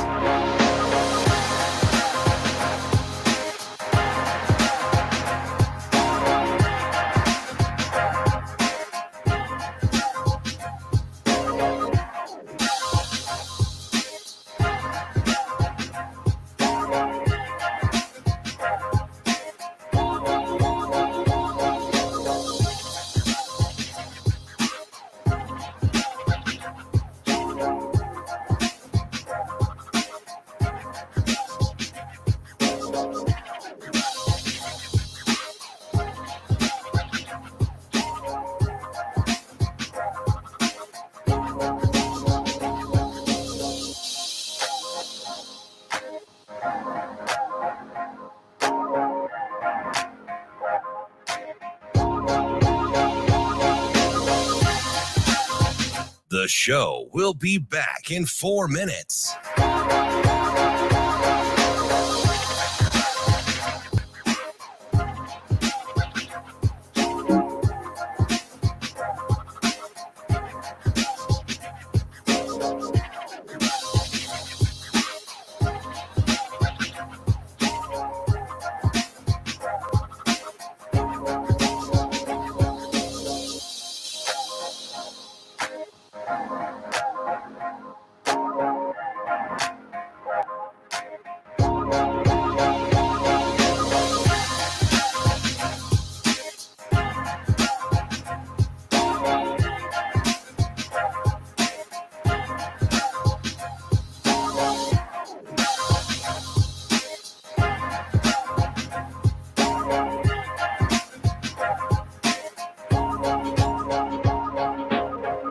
The show will be back in 3 minutes.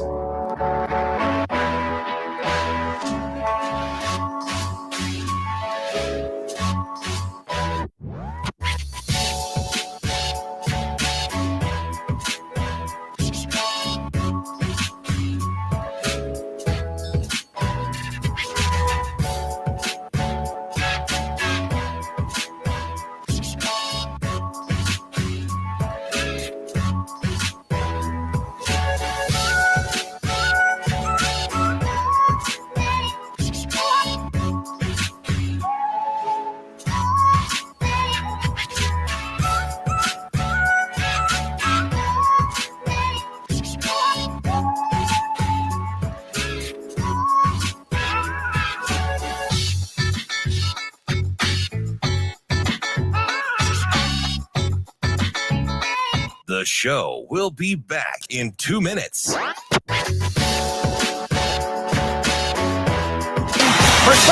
yards, and the Wolverines lead it 13-6. Pistol formation. McCord at quarterback. Chip Trainum. And the Buckeyes, another one played. Loose to the 10. Trainum into the end zone for his first Ohio State touchdown. A 40-yard run by Chip Trainum. And the Buckeyes, another to the near side, rifles it downfield. Jimmy Horn Jr. at the 14, eludes man to the end zone. Touchdown! Touchdown, Colorado! Horn to Horn!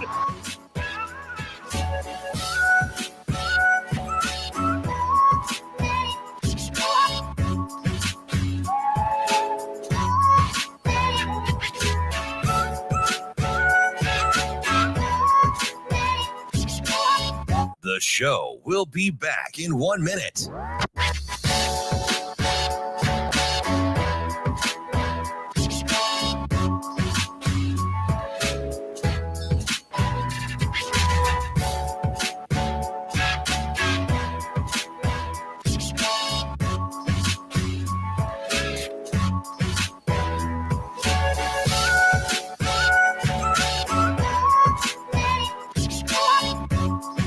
The show will be back in 30 seconds.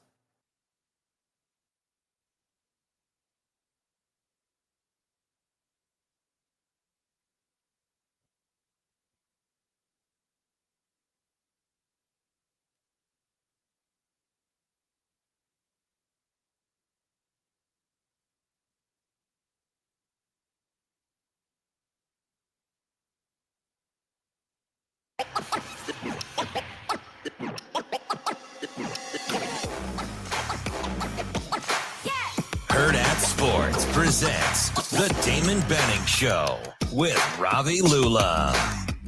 We say it all the time, without hope, there can be no development. And I think with the new coaching staff, he got hope. And I think from the first day we arrived, we just looked at him as he's a really super talented, athletic, big kid. And, there was no baggage or anything, not that he had any that, when we came in. So he had a brand new clean slate. And from that moment on, he's been, highly competitive, done a really nice job at everything he does. So I think just, having a chance to show what he could do was the biggest part.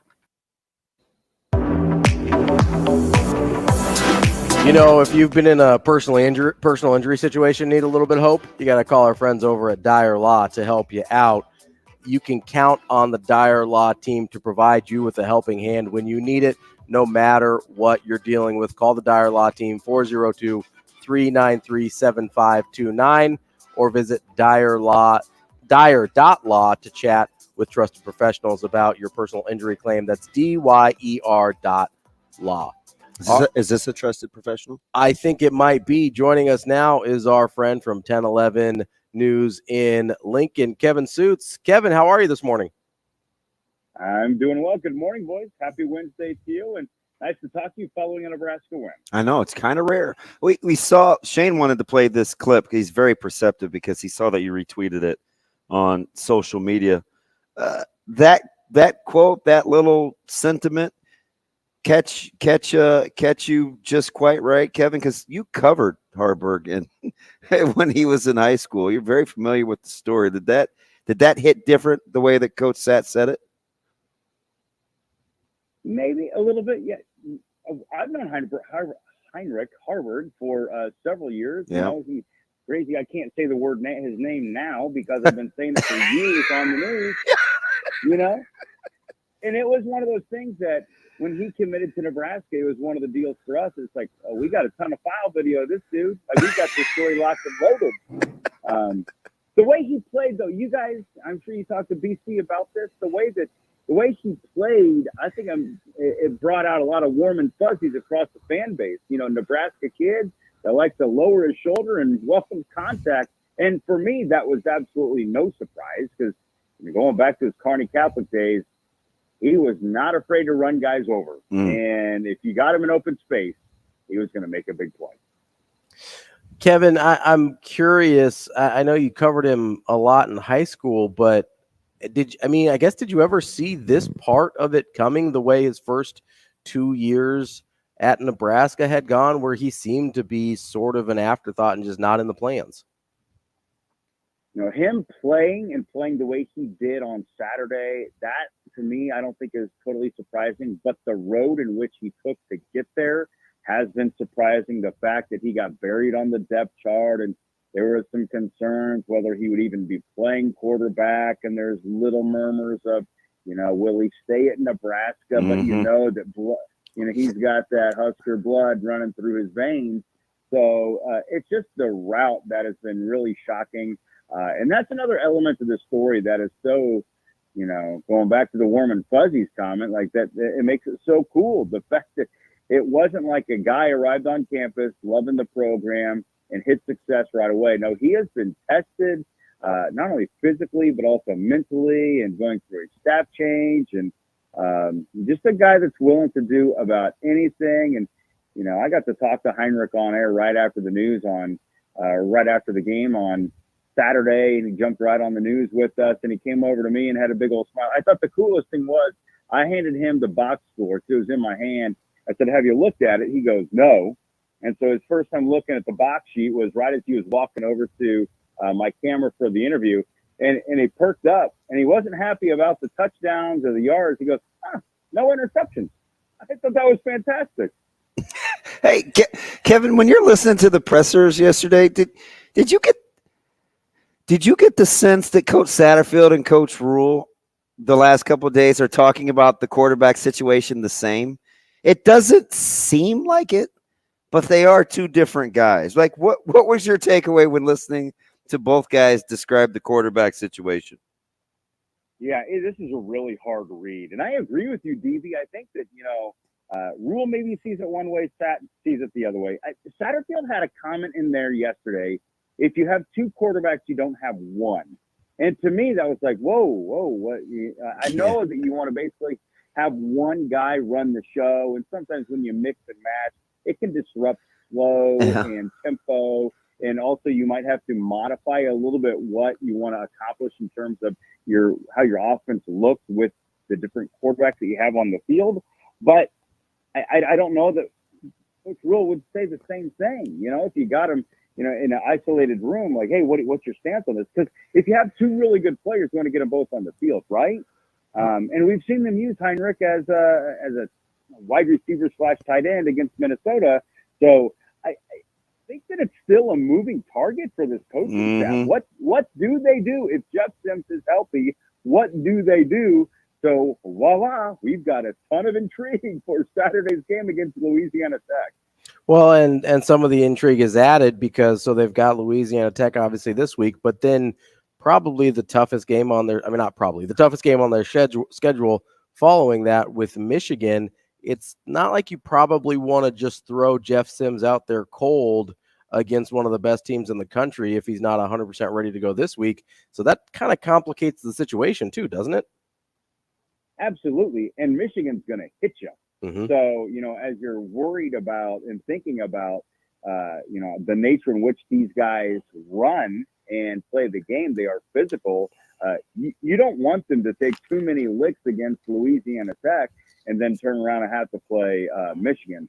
But then also on the flip side, it wouldn't hurt Jeff Sims if he's healthy enough to play to get back in a game situation and, take a few hits, even in moderation, just to have him experience that again before the Wolverines come a-coming at the end of the month.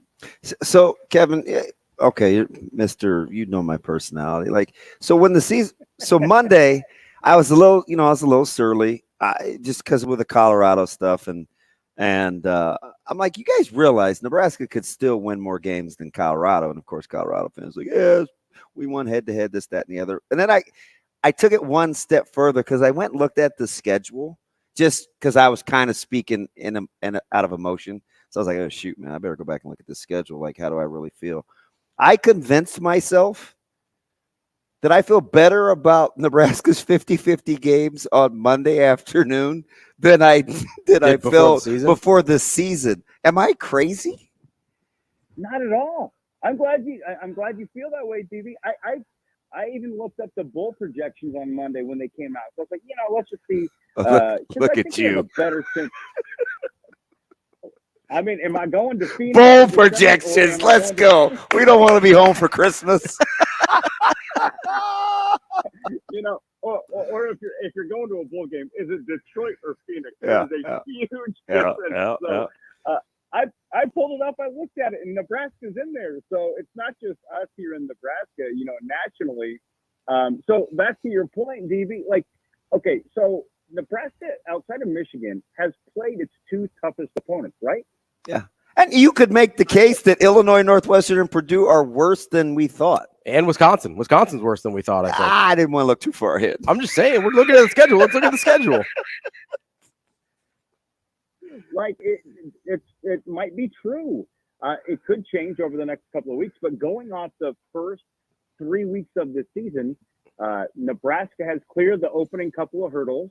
You've got Michigan coming up soon, and you've got Iowa at the end, but everything else in between, you could roll off 3, 4, 5 wins in a row, and then going to a bowl. Seems like a lie. Seems like a lie. Wait, are you allowed to win 3 consecutive games? I just want to win 2. Can we win 2 games in a row? Give me 3. How about 3? We can go Australian style here. But it's possible, you might feel more encouraged about Nebraska. Yet we haven't talked about the running back situation. But anyway, let's not bring it down, because right now there is some good feelings about where the season could be headed for Nebraska. Between me, you, and Shane, Kevin, we ought to be able to get 1 carry in, right? Like we could help out at the running back spot. Well, your eligibility situation a little different than mine. So if they want a 43-year-old man who can barely tie his shoes and run 5 yards without getting winded, I'm the guy. Or the crybaby that's missing some skin on his knuckle because he stepped in a running back drill yesterday in a high school practice.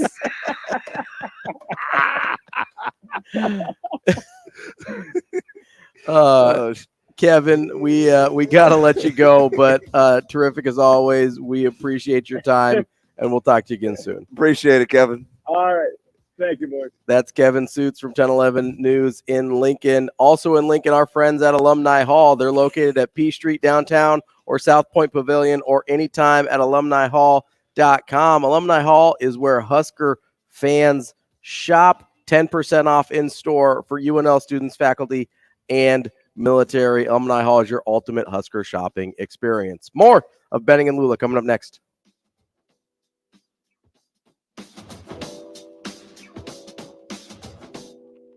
We will be back in 4 minutes.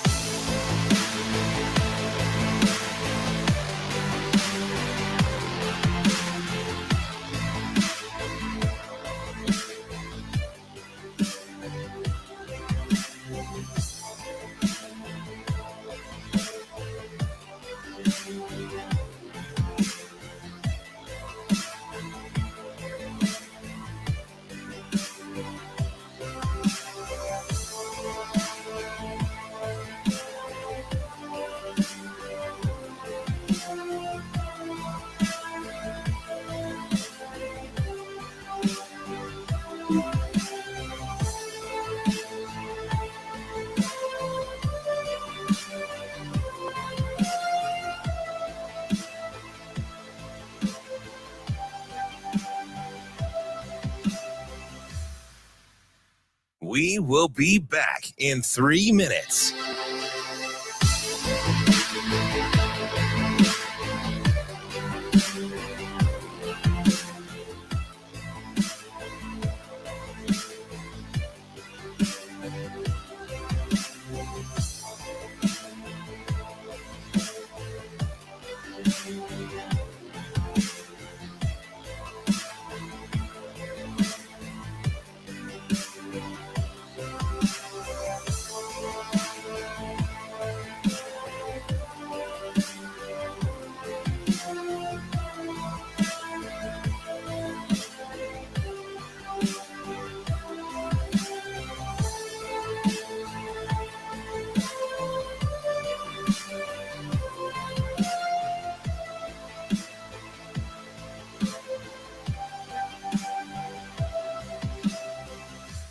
We will be back in 2 minutes.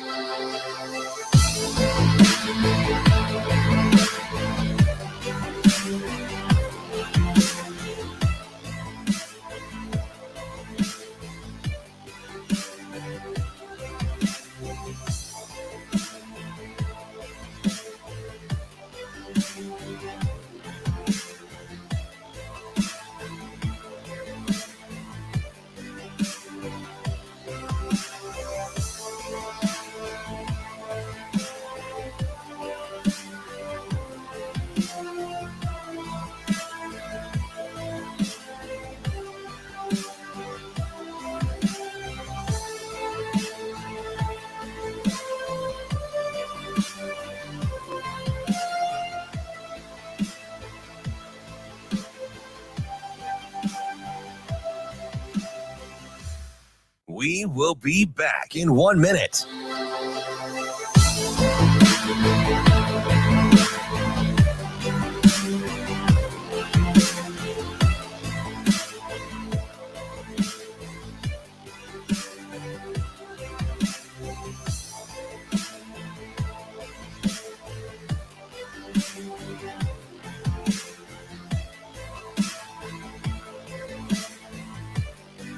We will be back in 30 seconds. Yeah, so we're in the 3-3. We've always believed in playing a lot. I've never played this many.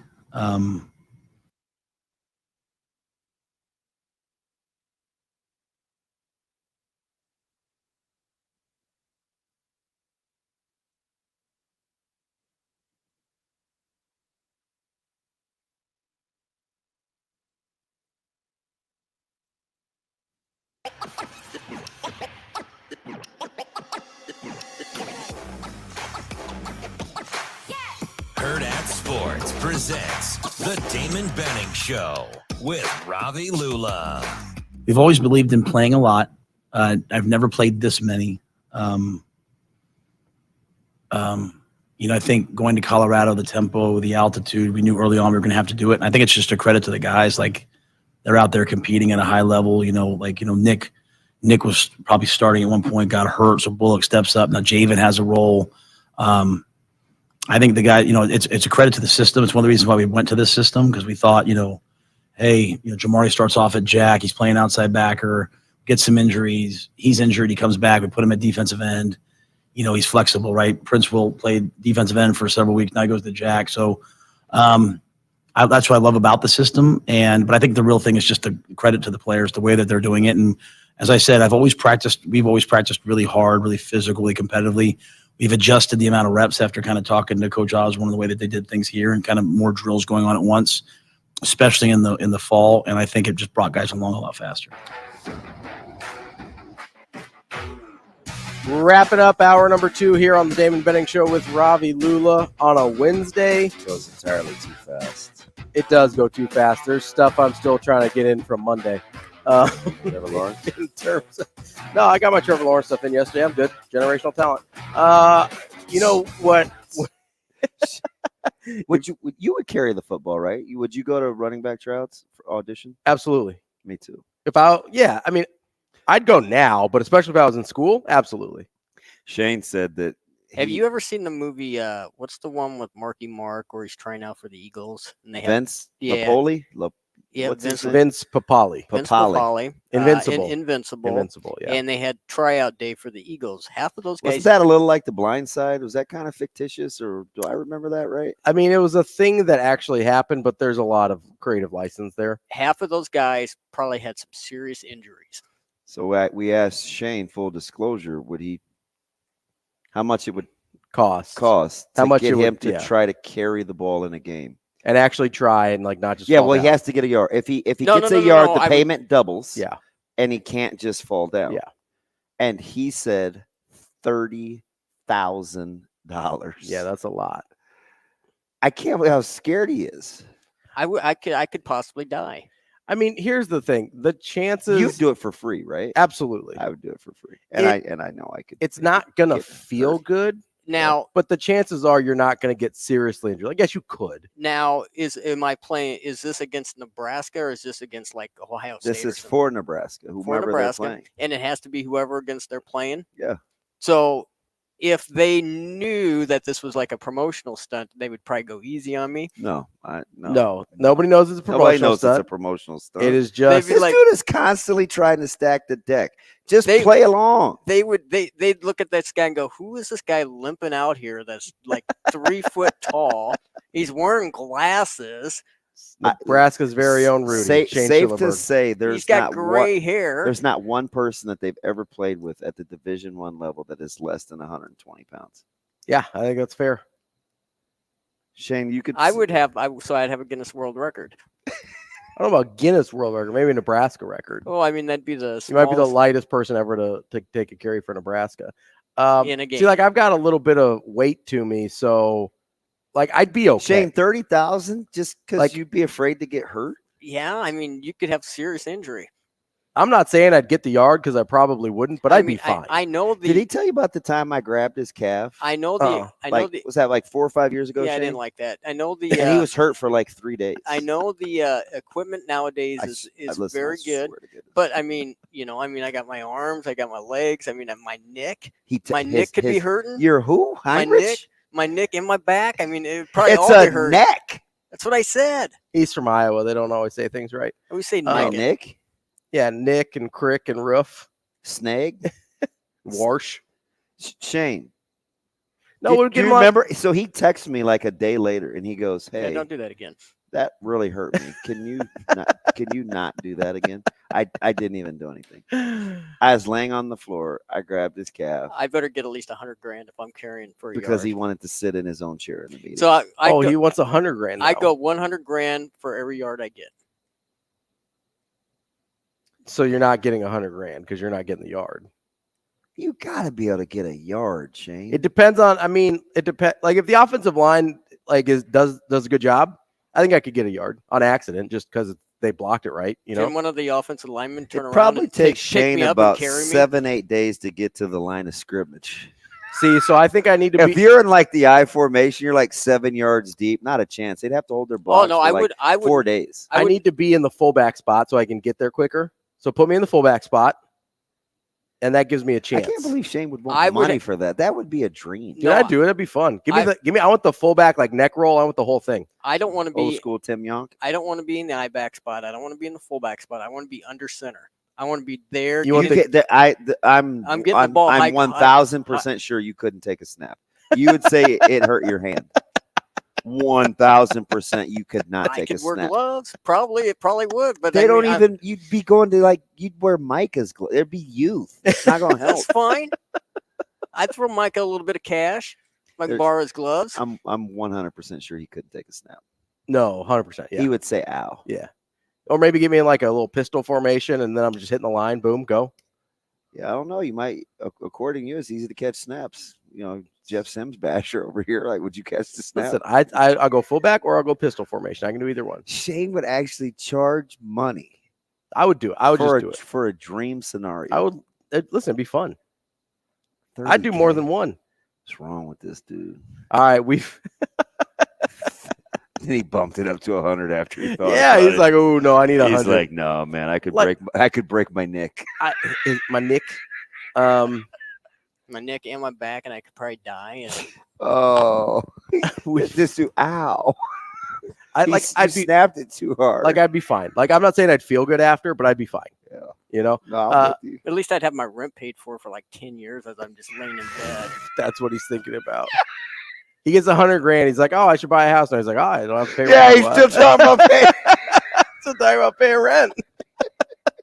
$100,000, man. Go get a house. If I get 200, then I could have somebody come over and take care of me as I'm laying there. You get an in-home nurse because you're getting from your hip. 115-pounder carrying the ball. It'd be fine. Let's get to the Did war you see horse. how Esther was hitting the other day for Northern Illinois? Yeah. The dude was bringing some drama. Listen, I'm not saying it'd feel good, but I'd be fine. They'd be like, man, what the world? Yeah, I certainly wouldn't get very far, but I'd be okay. Who's this little kid out here? Shane, would you wear your glasses? Yeah, I mean, I can get new glasses, but I no. I would. Can you imagine somebody playing with glasses? I would have to get.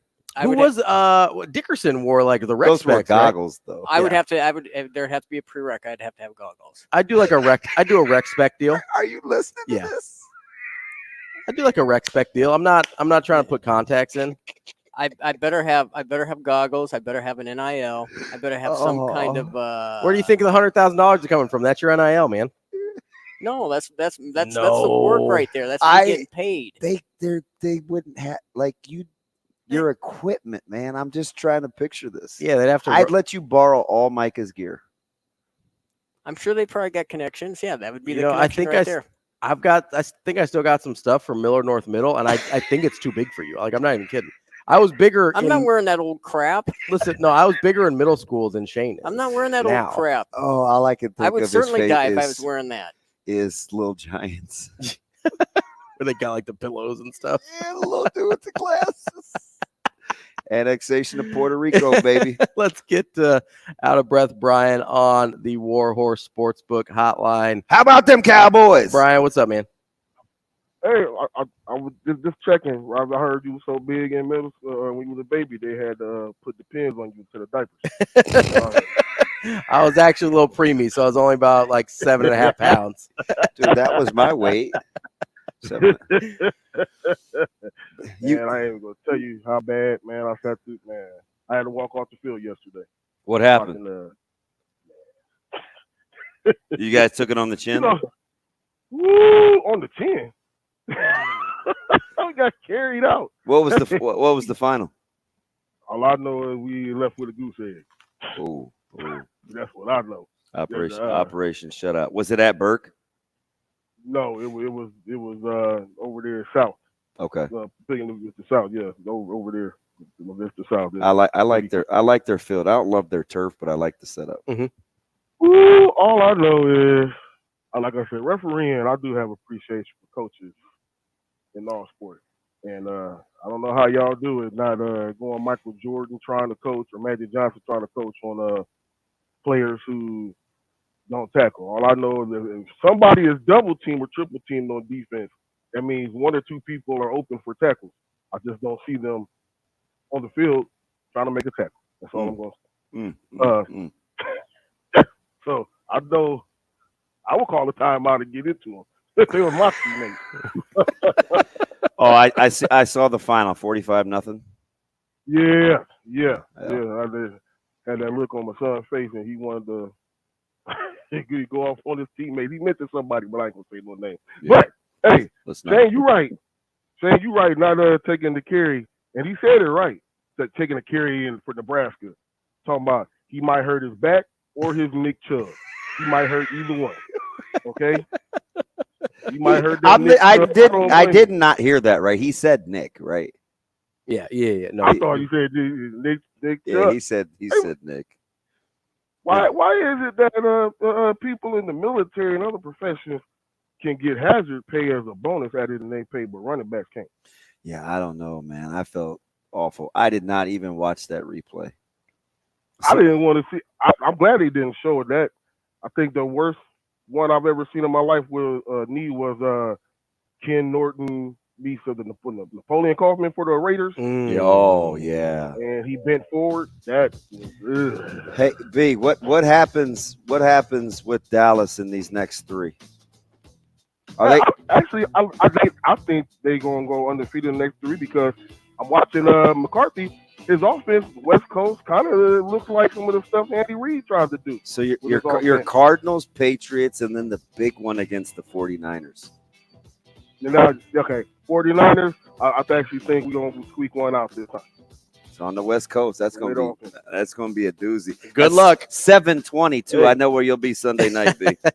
You sure do. Good. Take it easy, fellas. All right, buddy. All right, more Benning Lulla coming up next. We will be back in 4 minutes.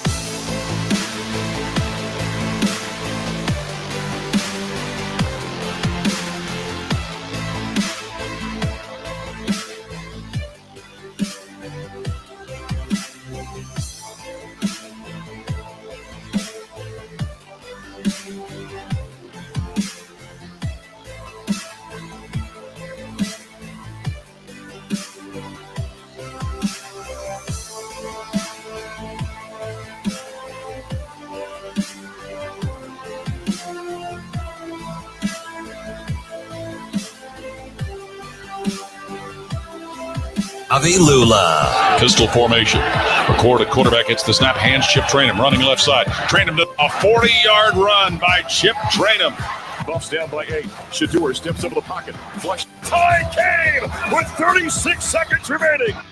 We will be back in 3 minutes.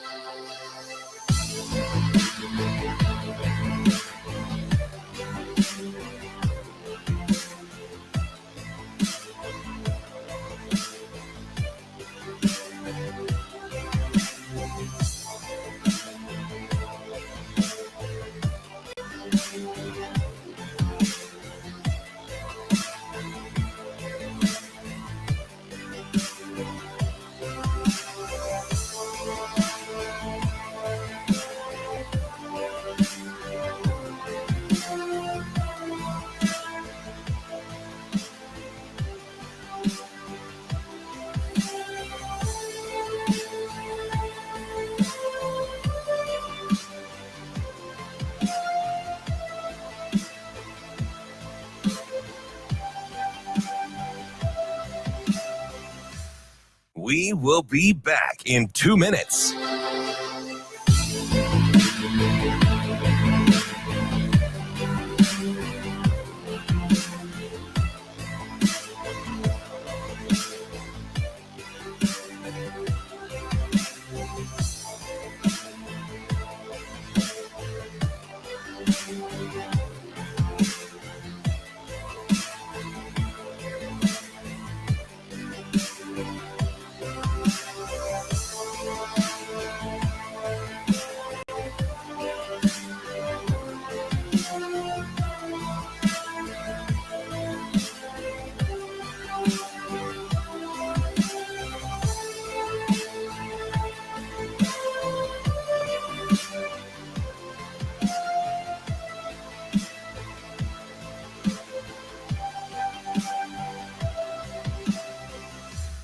We will be back in 1 minute.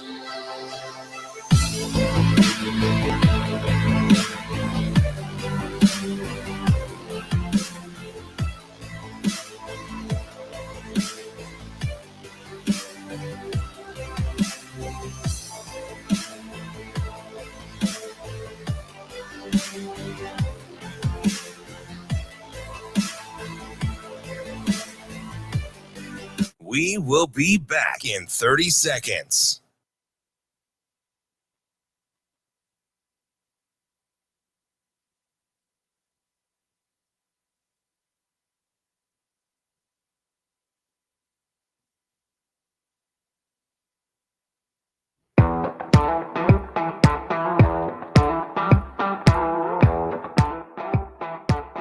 Hurrdat Sports presents The Damon Benning Show with Ravi Lulla. Pistol formation. Record a quarterback hits the snap. Hands Chip Trainum running left side. Trainum to the 30. The Hilltoppers to the 20. He's loose to the 10. Trainum into the end zone for his first Ohio State touchdown. A 40-yard run by Chip Trainum. Buffs down by 8. Shador steps over the pocket. Flushed to the near side. Rifles hit downfield. Jimmy Hart Jr. at the 14. Eludes a man to the end zone. Touchdown! Touchdown, Colorado! Hawk the horn! Jimmy found the end zone! And we're 2 points away from a tie game with 36 seconds remaining. Kicking off hour number 3 here on the Damon Benning Show with Ravi Lulla, with our friend Bill Bender from the Sporting News. He is a national college football writer. Bill, how are you this morning? I'm doing well. Thanks for having me on. Hey, good morning, Bill. Good morning. Absolutely, Bill. So let's get right into it. It is kind of a loaded week of college football games after the little bit of a slog of games we had last week. You've got multiple to pick from, whether it's Florida State, Clemson, obviously Oregon, Colorado is going to get a lot of run, Utah, UCLA, Ole Miss, Bama, and then you've got some battles in the Pac-12, Oregon State and Washington State as well. Is there one particular game, and I left out the big one, Ohio State, Notre Dame, is there one particular game this weekend out of the multitude that you're looking forward to the most? Well, you're talking to a kid that grew up in Central Ohio and went to a Catholic school, so I'll let you do the rest. Yeah, I'll be in South. So big Penn State, Iowa guy this weekend. You mean? Yeah. It's going to fly right over South Bend, I tell you. And you know what? I was not a fan of either team growing up. I mean, I have family that likes both and all that, but so I've already been accused of dotting the I and being an Ohio State hater and all these things. So that's how I know I'm writing good stuff, that both sides are fired up, at least in my family. It'll be a great game. The first time in the 6 times they've played in my lifetime that Notre Dame actually has a chance to win. So it's interesting. Ohio State's off to an interesting start. They don't look super smooth offensively. I thought preseason Notre Dame had a chance to be elite defensively. When you kind of look at the matchup, is it any more complicated than that? Ohio State's going to have to, is it first one to 20 maybe? How do you kind of see this shaking out? Yeah, old school, kind of an old school between the tackles banger in some ways, because both of these teams are pretty good at pass defense. You know, it comes down to a couple things. One, Ohio State, how much does Kyle McCord have success throwing the ball down the field? He's been super accurate, 10 yards or less. When it gets beyond 10 yards, if it's not a home run ball to Marvin Harrison, it hasn't happened as much. And then on the other side, Sam Hartman has been amazing throwing the ball down the field. He's been a huge difference maker for Notre Dame. But Ohio State's defense is better. Is it really better? And those are kind of the things that will determine the game. And then the running game. Which team? Last year, Ohio State ran the ball, Notre Dame didn't. It may be a basic line of thinking from me, but whenever I watch a top 10 game, I always tell my son, the team that runs the ball better is going to win. Maybe I'm getting too old. Bill, outside of Notre Dame, Ohio State, there's sneaky some really good games in the Pac-12 this week. I'm kind of leaning towards Washington State, Oregon State as my favorite West Coast game this week. Are you surprised at all about the success of either of those teams? My guy DB over here was on Oregon State sleeper train all off season, so he's not. But do either of these teams surprise you being in the positions they are right now? Hey, I remember him saying that last time I was on. Yeah, he's right. So you got to give him credit. Oregon State. I try not to. Got that right. Pat him on the back. So DJU's been good, and their defense is solid. But on the other side, you know, of all these Pac-12 quarterbacks playing great, and I'm talking about Shedeur and Caleb and Michael Penix, I think Cam Ward's gone almost unnoticed. He's been phenomenal. He's been phenomenal for them. They're at home.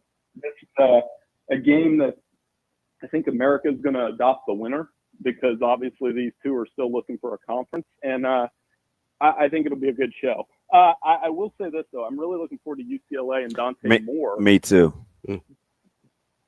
Can he go to Utah and win?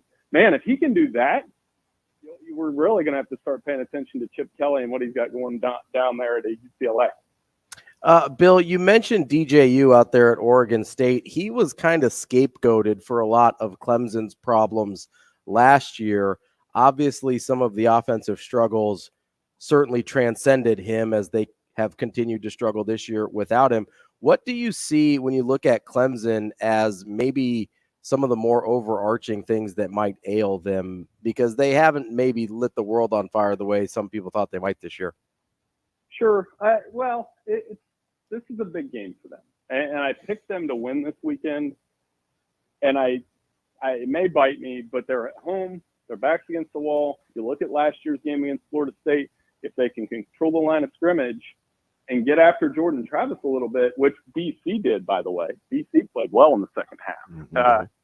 Then I think it could be that game where, you turn on your TV if you're not watching at 3:30 and Dabo afterward is doing one of his impassioned speeches about how they got it done. And I could see that happening this weekend, but they need Kate Klubnik to not be erratic. For that Duke game, he was not good throwing the ball down the field, and that'll be the difference in that game. So, Bill, this is interesting. There's only been 2 double-digit wins in Florida since 2015. McElwain, I think, had the one in 2015, and Mullen actually had 2 in 18-19. Did you realize it would be so hard to win in Gainesville these last couple of years? Like when you look at that program, and I know what happened against Tennessee, but where is Florida, in your opinion, going forward if you were going to buy some stock? Well, TBD. I mean, that's such a bad answer, but I did not expect them to beat Tennessee like that last week. And Tennessee was coming off of looking horrible the week before, and I still didn't want to believe it. Correct. And Graham Mertz looks better. And there's something like one of those guys that when there's a streak of 20 years that they haven't won somewhere, there's generally a reason that happens. And you as a former player, right, you could probably talk about this more than me, but there's got to be a psychology involved at some point. Yeah. When you go to a place and something goes wrong in the first quarter and you've got the weight of like a 20-year streak on you, I think things can unravel. I watched it with Michigan and Ohio State for years, which is why, last year, Michigan won at Ohio State for the first time since 2000. And you're seeing the psychological bump from it because, they're probably the most confident program in the Big Ten right now. We're talking with Bill Bender of the Sporting News, national college football writer. Bill, I want to ask you kind of from a national perspective, who has surprised you the most this year, either for the good or the bad? Oh, that's a good question. You know what? Somebody that's kind of under the radar, and probably the wrong station to say it, but Oklahoma looks good.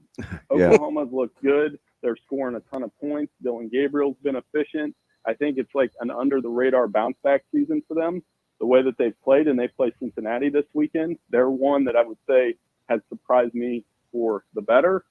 For the worst is obvious answer. It's Alabama and the quarterback play. And just I'll say it this way. When they took the lead on Texas going into the fourth quarter, I was getting ready to write the same column I've wrote for probably 15 years. And Texas just blew the doors off them in the fourth quarter. And then last week, I don't even know what we were watching. So that dysfunction at the most important position has been pretty surprising for me. I would still make them the favorite in the West, and I know, Lachey, that is terrible news for the folks in Iowa City. But if you're looking at the Big Ten West, and it's been less than spectacular, I get it. Who would you make the favorite? I want to say Iowa. I do, and this weekend will be very interesting because you go back 2 years, and they had that interesting game with Penn State where Iowa fans were booing Penn State players at the end. Franklin and Ferentz had a back and forth through the press conferences that was not passive aggressive at all. It was very pointed, I get in trouble because I'm not aggressivism is not my thing. So that gets me in trouble. I just get to the point. And I think that's going to put an edge on that game on Saturday. And, so we'll see if Iowa's for real. Can they win with that style? Other than that, it's pretty wide open. Minnesota has some flaws. Nebraska had them in the fourth quarter. Wisconsin, I thought, would go out to Washington State and win. I'm still watching them. I think as Luke Fickell settles in, they're going to be pretty good this year. Bill, I want to go back to the SEC for a minute here because one of the teams I thought might regress a little bit was Tennessee. Obviously, they struggled against Florida last week, but I keep trying to figure out why we were talking ourselves into Joe Milton, because he's been in college for a really long time. Yeah, you have been anti-Milton. Never really shown it, but then all of a sudden this offseason, everybody thought it was going to be different. I guess how did you process that both in the offseason and now in real time, as maybe it's not going as well as people may have hoped? Well, I don't think it's him. I think it's, last week, Tennessee's not what they were last year in terms of what they want to do. I mean, the first couple games, it was the running game that was dominant. Mm-hmm. And they didn't run the ball well last week. So if you're pinning this on Joe Milton, saying, well, your running game's not working, go out there and win the game, I don't know that he can do that. So maybe that's the point you were making. But they did lose some dudes. I mean, they lost Hyatt and Tillman and left tackle that was really good. And, for me, that was the eye-opener. But to your point, I don't think Joe Milton is the same efficient playmaker that Hendon Hooker was last year. And Hendon Hooker was phenomenal. Bill, it's kind of off the grid, but they're in the Big Ten, and they're kind of interesting just because they've got one at Michigan. And I really like Wimsatt. I think he's got some poise at the quarterback spot. I think Schiano's got them playing with some confidence. In Michigan, in typical Michigan fashion, they're not overly explosive or a lot of eye candy, very business-like. Does this one interest you at all this weekend? I think it's quietly one of the better games early on Saturday. It is. And for all that, Rutgers is improved. Rutgers is pretty good up front. Last time Rutgers played at the Big House, they lost by a touchdown. So these are two schools to watch. And something that I've watched with Michigan, you kind of hinted at it. With the new clock rules, Michigan is content to beat you 31-10, if that makes sense. Yeah. They don't need to score 60 points and look good. They want to control the ball, limit your possessions. I watched their game last week. They turned the ball over a lot, but Michigan is content being up 14-0 at halftime. That's fine for them because of their defense. So if Rutgers can make a few plays early and stop the run, maybe force a few turnovers, I do think the difference in this game is McCarthy. He's been efficient. Aside from and I do think they're going to get a little bump from having Jim Harbaugh back on the sideline. So I like them to win. Watch how they run the ball. Like I said, Rutgers pretty good up front on that defensive side. And Edwards is kind of off to just an okay start for Edwards. I get, quorum is quorum, but the 1-2 punch hasn't been as punchy, at least in my opinion.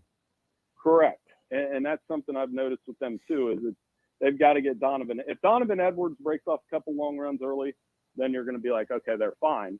But if Rutgers can muddy that game up, and Greg Schiano, same deal. That's a former NFL coach. So Jim Harbaugh and Greg Schiano are going to manage the game more like an NFL game with these clock rules. At least that Georgia and Michigan are the two that stand out the most in that way. Like they don't need to impress you with points and 700 yards. That's not the way they're going to play. Bill, I'm glad you brought up Georgia. They didn't look great against South Carolina last week. Is that more in your mind, hey, South Carolina played well, at least for stretches in that game, or is there any cracks in the foundation at Georgia there? Not that things are going to fall apart, but maybe they're not poised to three-peat the way some people would have you believe. Well, I would go the other way because I think in the first half, that was a product of the first 2 weeks they played UT Martin and Ball State. And didn't finish drives either. They moved the ball from the 30 to the 35. Right. And South Carolina obviously has guys that are going to play on Sunday on both sides of the ball. So Carson Beck was 17 of 19, I think 179 yards. They scored 3 straight drives. They do have that gene in them, the program gene of, okay, we're down 11, we need to get it going. And they closed. So, again, I mean, the score means less to me than, the one thing Georgia does have to worry about, I wouldn't stub your toe. the way the SEC's looked in non-con play, Mm-hmm. you run the risk. I mean, there's a distinct possibility, and I can't believe I'm saying this, that Georgia may not play a ranked team in the regular season, depending on how the schedule shakes out. Mm-hmm. Yeah, they're going to need Kentucky to keep winning to even give them a chance here in the first 6-7 weeks. Bill, let me ask you this. Although Florida's there at what, 25 right maybe? now, but I don't buy them as a top 25 I don't either. But let me get you out of this. I promised myself I was going to try not to talk about Colorado, but I really like Oregon anyway. Colorado's catching a big number, and I get the Travis Hunter deal, but I love Horn Jr. Weaver's coming around. Actually, Dylan Edwards of Colorado, saying this correctly this time. When it's a big number, I know Sanders holds the ball a ton. He holds it rather than turn it over, but I still think he's fantastic. Were you surprised at that spread? A little. I do think not having Hunter is a factor, and Deion knows this. And here's the thing: for all the sizzle that's gone on in the last 3 weeks, and we're a beneficiary of it. We're getting a ton of page views about Colorado. I'm not going to lie to you. I think it really, to me, comes down to the substance of this program. Deion is a master motivator, good coach, loves his players. You can see it. Shedeur Sanders is phenomenal.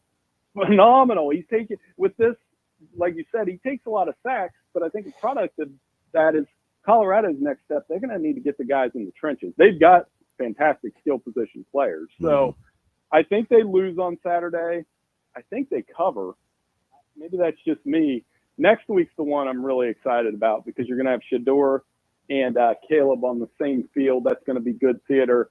And if you're not a fan of what Deion's doing, it's hard for me to say you're a fan of college football because it has increased interest in the sport. I mean, they have 3 of the 5 most watched games so far. All right, I promised I would get you out of here last time, but let me get this one in, just because you referenced the SEC and how they maybe need some oomph of the unranked and undefeated. Who do you like out of Missouri, Kentucky, and Auburn? Auburn, I think. I think because of Hugh Freeze's offense, and they're an interesting test for Georgia next week. Not this week, it's next week, and just because I think Hugh knows the SEC, he knows how to coach. I think Kentucky and Missouri, there is a max value. I mean, Kentucky's done a nice job. They're kind of flying under the radar. Good on Mizzou to kick a 61-yard field goal to win last week. That was a big win. Of the 3, I would probably buy stock in Auburn because I've seen Hugh do this at Ole Miss, and I've seen him do it at Liberty. So I think it's only a matter of time before Auburn gets rolling a little bit. And I mean, the Iron Bowl is going to be a lot of fun this year. Yeah. That's Bill Bender, our friend from the Sporting News. Bill, we appreciate your time as always. Hey, no problem. Thanks for having me on. Thanks, Bill.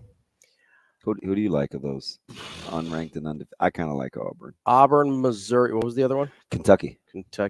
Yeah, I'd go Auburn, I think. I'm serious. Keep an eye on Rutgers and Michigan. That is interesting. Stylistically, I think that plays into Rutgers' hands a little bit. Yeah, they're very good at the line of scrimmage. Yeah, and I'm telling you, man, I like Wimson.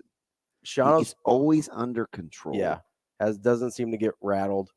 Shiano is really good at uglying up games, and so with Michigan kind of already leaning into that style, it's an early game. It's 11. It's a little bit of a snoozer. Yeah, maybe I don't buy the Big House in terms of its atmosphere.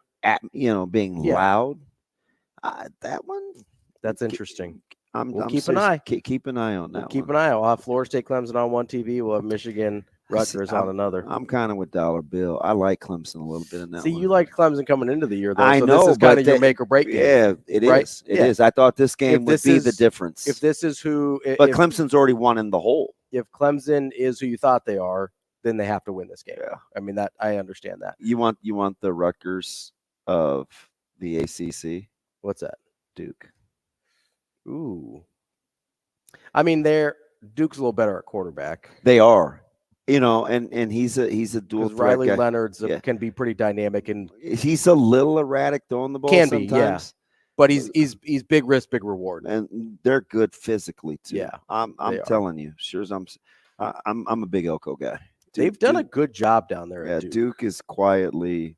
They kind of remind me a little bit. They're like the Rutgers in the ACC. That's an interesting comparison. Yeah, and they're undefeated. Now the schedule hasn't been daunting, but no, but you got to win the games in front of you. I mean, that's what it is. I beat up on Northwestern last week, kind of. And it was workmanlike. It was a bunch of body blows. Yeah, it wasn't the flashy. Yeah. It's not what you're going to see Ohio State versus Northwestern, right? It was more of punching people in the face, just get it done over and over and over again. Which is how I think that Ohio State Notre Dame game goes. You think Notre Dame gets it? Listen, plenty of time for no big deal. Exactly, plenty of time for me to be wrong. But I had kind of put Notre Dame defensively on par with Clemson this year in the offseason. I thought Notre Dame had a chance to be elite. I think that's right. And they're much better offensively than I don't know. Well, they're running the ball better. Right, because you can't. But we knew Hartman was going to be a dude. Right, but they're running. I think they're running the ball better because you can't stack up against, like, Hartman will beat you. Yeah. If you, because last year it seemed like teams were saying, hey, I don't care who's back there, whether it's Taylor Buckner or whoever else is back there for them. I think people were just like, hey, beat us over the air. We dare you. And so they couldn't run the ball, right? It's incredibly hard to run the ball in those situations. Are they getting some of our weather there? Oh, I don't know. I don't know. If they might be east. Saturday doesn't seem like it's going to be a great day. Here in Lincoln, storms. Yeah. I mean, allegedly, it's however many days. Yeah, we're out. 3 days out, so who knows? That stuff can change. They'll be fine in South Bend a little bit. Hey, by the way, can I make 2 more requests on that 1 yard thing? You're still stuck on this. You wanted insurance. You wanted NIL. You wanted NIL. Like it was like workman's comp. The rec glasses, all that. He needs to call our friends. I want to see you just wear your regular glasses. Okay, that's fine. Helmet. I'll do that. But as long as I can have these last 2 requests. Okay. I want life flight sitting. I want the helicopter right out outside the stadium, ready to go. So that's possible, right? Okay. Okay, and then I want to wear a green jersey. No. Well, I do have a question though. Be honest. When's the last time you'd say you actually ran? I don't know. Be honest. I don't know. Probably years. Oh yeah. Like ran. Yeah. Decades. No, I have a bike. I've rode my bike some, so I mean that's kind of running a little bit there. I mean, so that's not running, that's cycling. But you know what I mean? It's at least in that direction. It's exercise, at least. So exercise in that direction. Safe to say you haven't ran a sprint in more than 5 years. Oh yeah. Why the hell would I do that? Yeah, they make cars. I don't know. Exercise. Why would I want to run anywhere? When they make cars and bikes, and you can just get public transportation and do all that kind of stuff. I do think something very bad would happen to you. I know. Yeah, I don't think it would go well. You know what won't happen? Something bad won't happen to you if you go to our friends at Rockbrook Camera. I do want to take pictures of this. I know we have to take pictures of Shane getting smashed, taking a carry for Nebraska. 168th and Center in Omaha, 70th and Pioneer in Lincoln. rockbrookcamera.com. They will take care of you. It's not just about selling a camera. It's about making you the best photographer you can be. They've got support after the sale. You can trade in your gear or rent. Go to rockbrookcamera.com. I can think of some other ways to get smashed. I don't necessarily need to get crushed by the defensive line. Shane, somewhere. I'm trying to get to commercial here. Come on. Can we get life flight? More Benning and Lulla coming up next.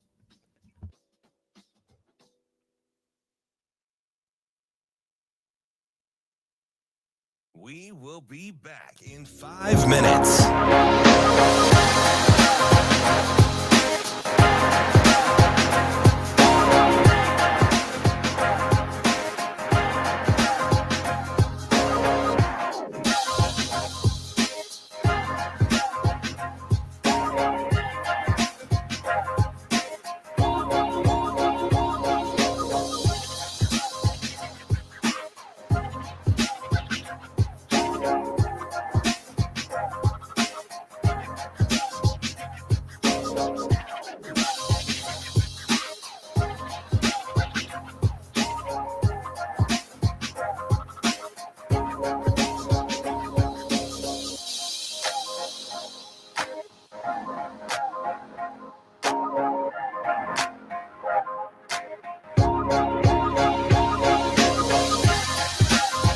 We will be back in 4 minutes.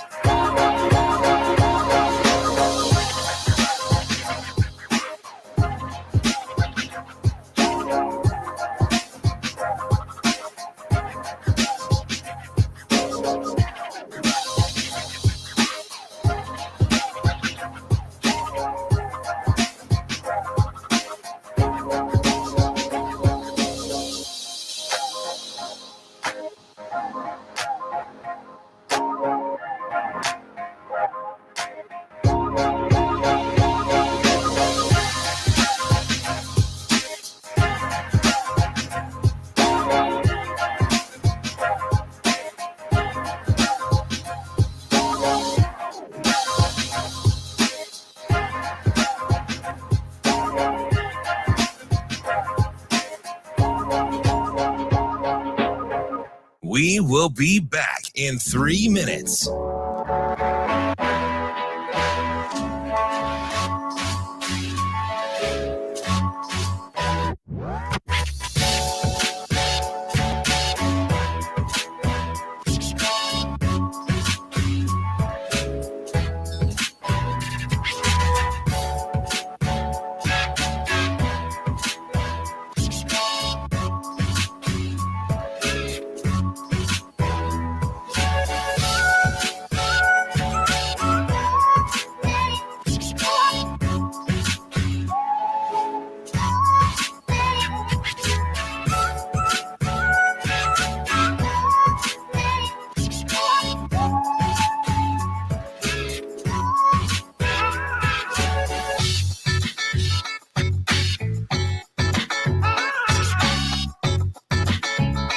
We will be back in 2 minutes.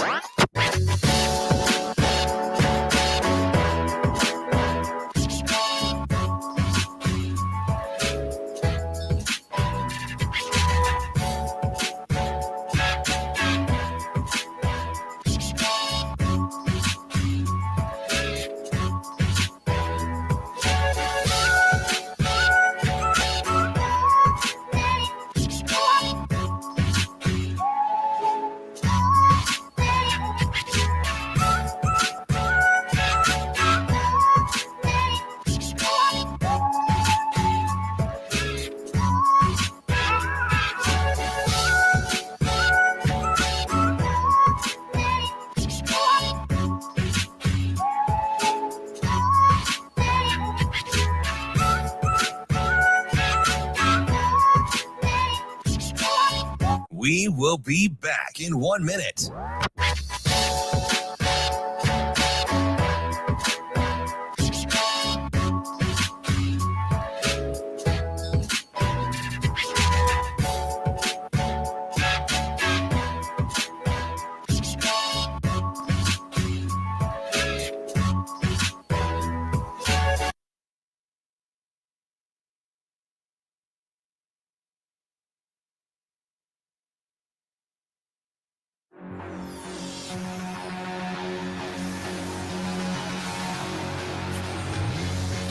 Hurrdat Sports presents The Damon Benning Show with Ravi Lulla.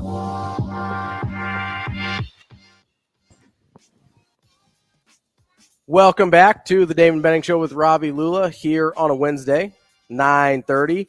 We've got our friends from KFOR this hour in Lincoln. They've been joining us the whole time. You've been able to listen on AM 590 ESPN Omaha as well as ESPN Tri-Cities. It's time for our weekly game that I don't think we've actually played yet because we keep blowing. Oh, no, we played the Steelers one last week. Yes. Brought to you by our friends at Dingman's Collision Center.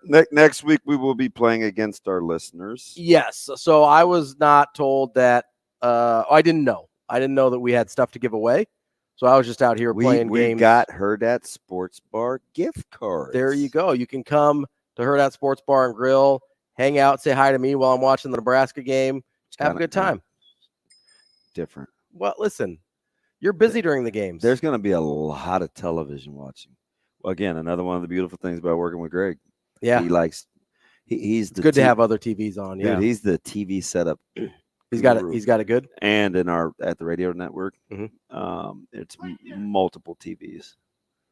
You know what else there's multiple of? Locations of our friend Dingman's. Yeah. 4 locations. I like what you did there. 4 locations throughout the metro area. They've been in business in Omaha for over 25 years, family owned and operated. The latest technology to work on any make and model. And they've been voted first place best of Omaha 18 years running.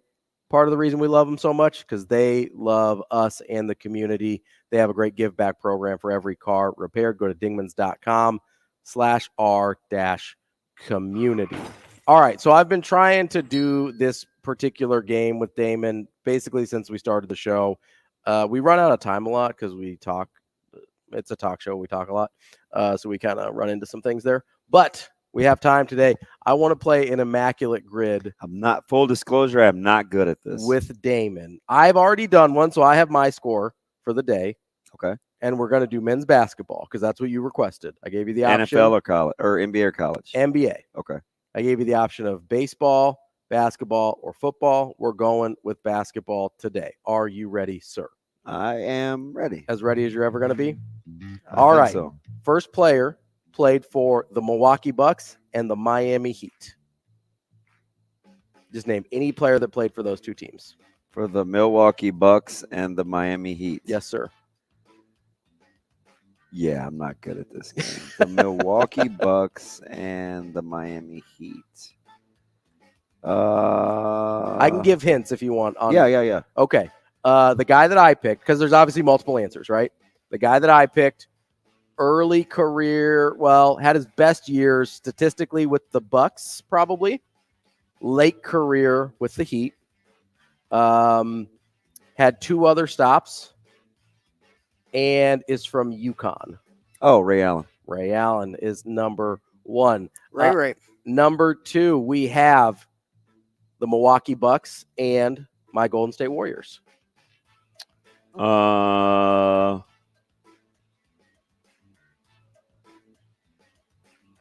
There's a couple here that came to my mind, but I'm a Warriors guy, so it's a little easier. Give me a clue.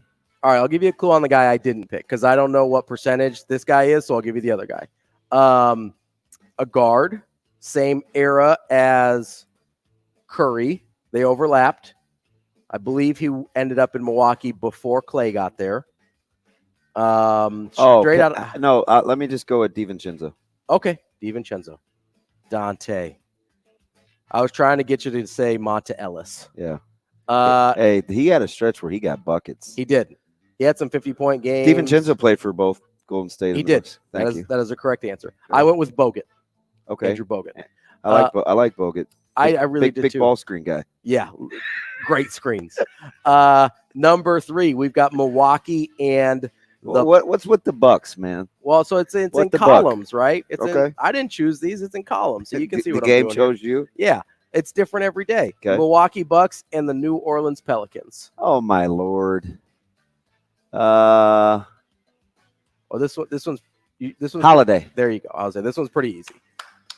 All right, we've got Jrue Holiday. All right, Dallas Mavericks and Miami Heat. Celebrate. Shut up. This one was a little tricky. This one took me a minute. The Dallas Mavericks and who? The Miami Heat. So Eric Dampier would be out. No, let's go with Dampier.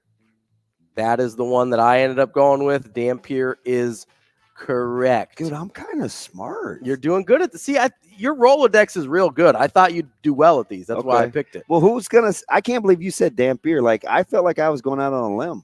That's the only guy I could think of. I just used to call him Damp, and plus his son is way good. Micah loves his kid. He's gonna be a stud. Dallas Mavericks, Golden State Warriors.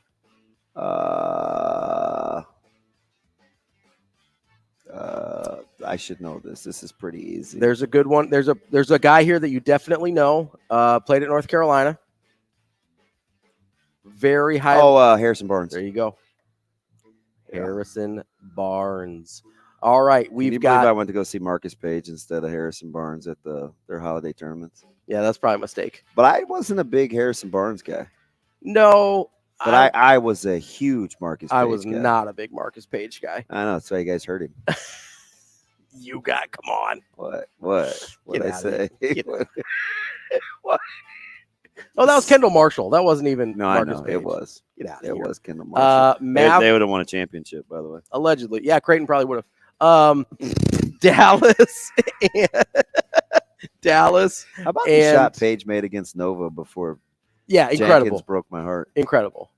Yeah, it gets left out a lot because of the Jenkins shot, but the double clutch. Yeah, ridiculous. Dude was a winner. Dallas and New Orleans, Mavericks and Pelicans. This one was the hardest one for me. Mavericks and Pels. We can skip it if you wanna move on. But you want to give me a clue? Still in the league. Let me see if I can find some more clues about this guy. I believe he's also played in Houston. He is not a winner, is how I would put it. Plays for a lot of bad teams. Let's see where he went to college. Dallas, and he's played for the guy that I ended up picking has played for Philly. He's played for a lot of teams. Philly, Charlotte, Milwaukee, New Orleans, Detroit, Houston, and Dallas. What's college? He's a center. Looking at college now. He went to Nevada, or no, he is UNLV. He's from Nevada, went to UNLV. So it's not Gerald Patio. It's not Jarvis Basnight. Currently playing. It's not Armand Gilliam. Currently playing. He is kind of a quintessential good stats, bad team guy. Shares a last name with a former Arizona center that was injured going into the NCAA tournament one year. I don't know if that helps you at all. You want to pass? Blank. Yeah, all pass. All right. Next one. We need 10 rebounds a game for the entire season. Average 10 rebounds a game for the entire season, and played for Miami. Alonzo Mourning. There we go. That one is on the money. 10 rebounds a game for the Warriors. I went old school here. Like super old school. Yeah, I know. I'm trying to think. Because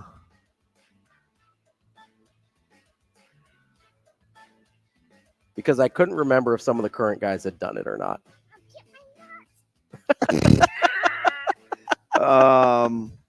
Come on. He was there right before they moved Jamal Wilkes to the Lakers. Old. The guy that I picked also played for the Lakers.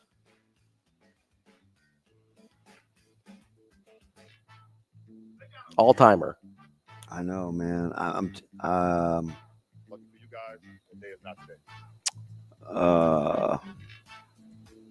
drawing a blank. Okay, we'll skip that one. Last one. Fudge. Pelicans and 10 rebounds a game. Anthony Davis.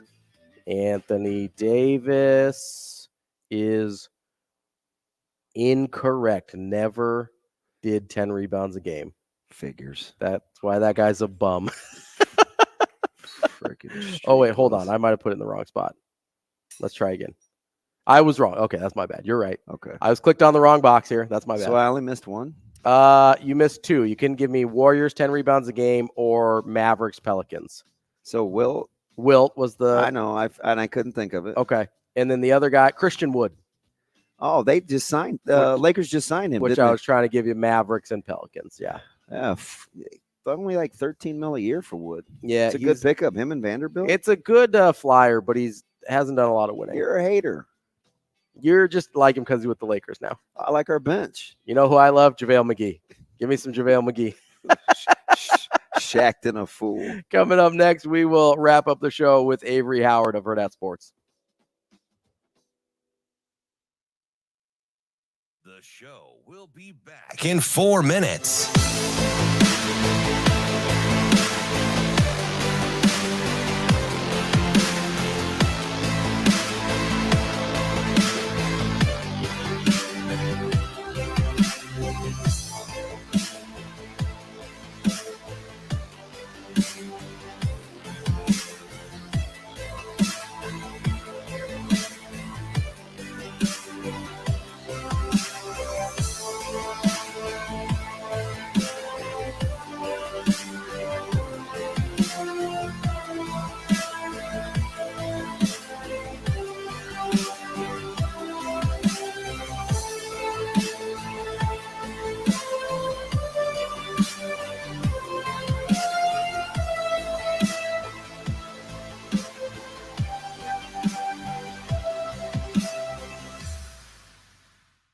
show will be back in 3 minutes.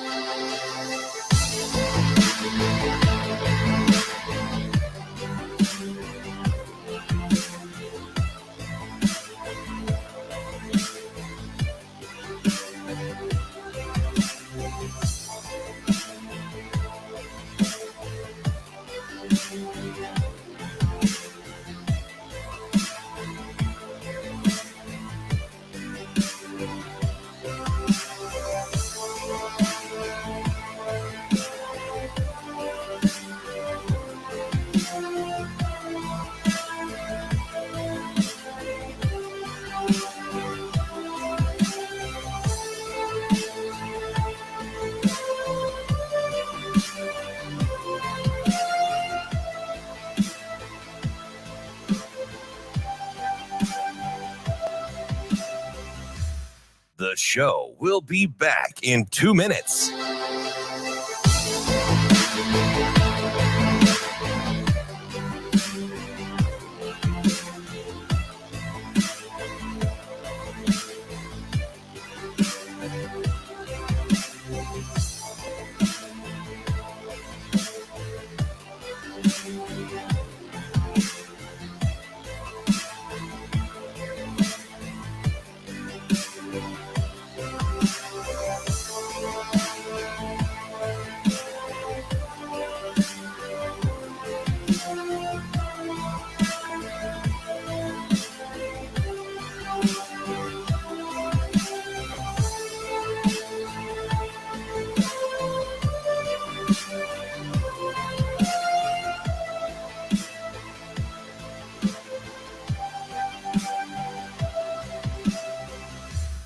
The show will be back in 1 minute.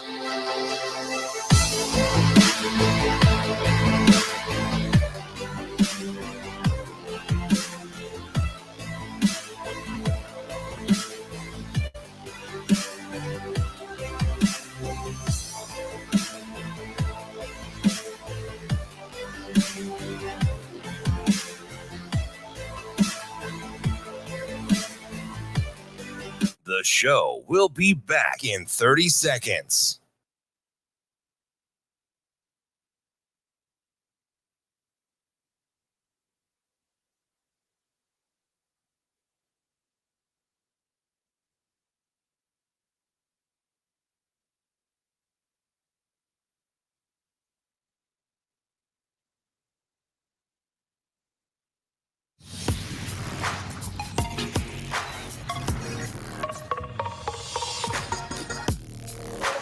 Hurrdat Sports presents the Damon Benning Show with Ravi Lulla.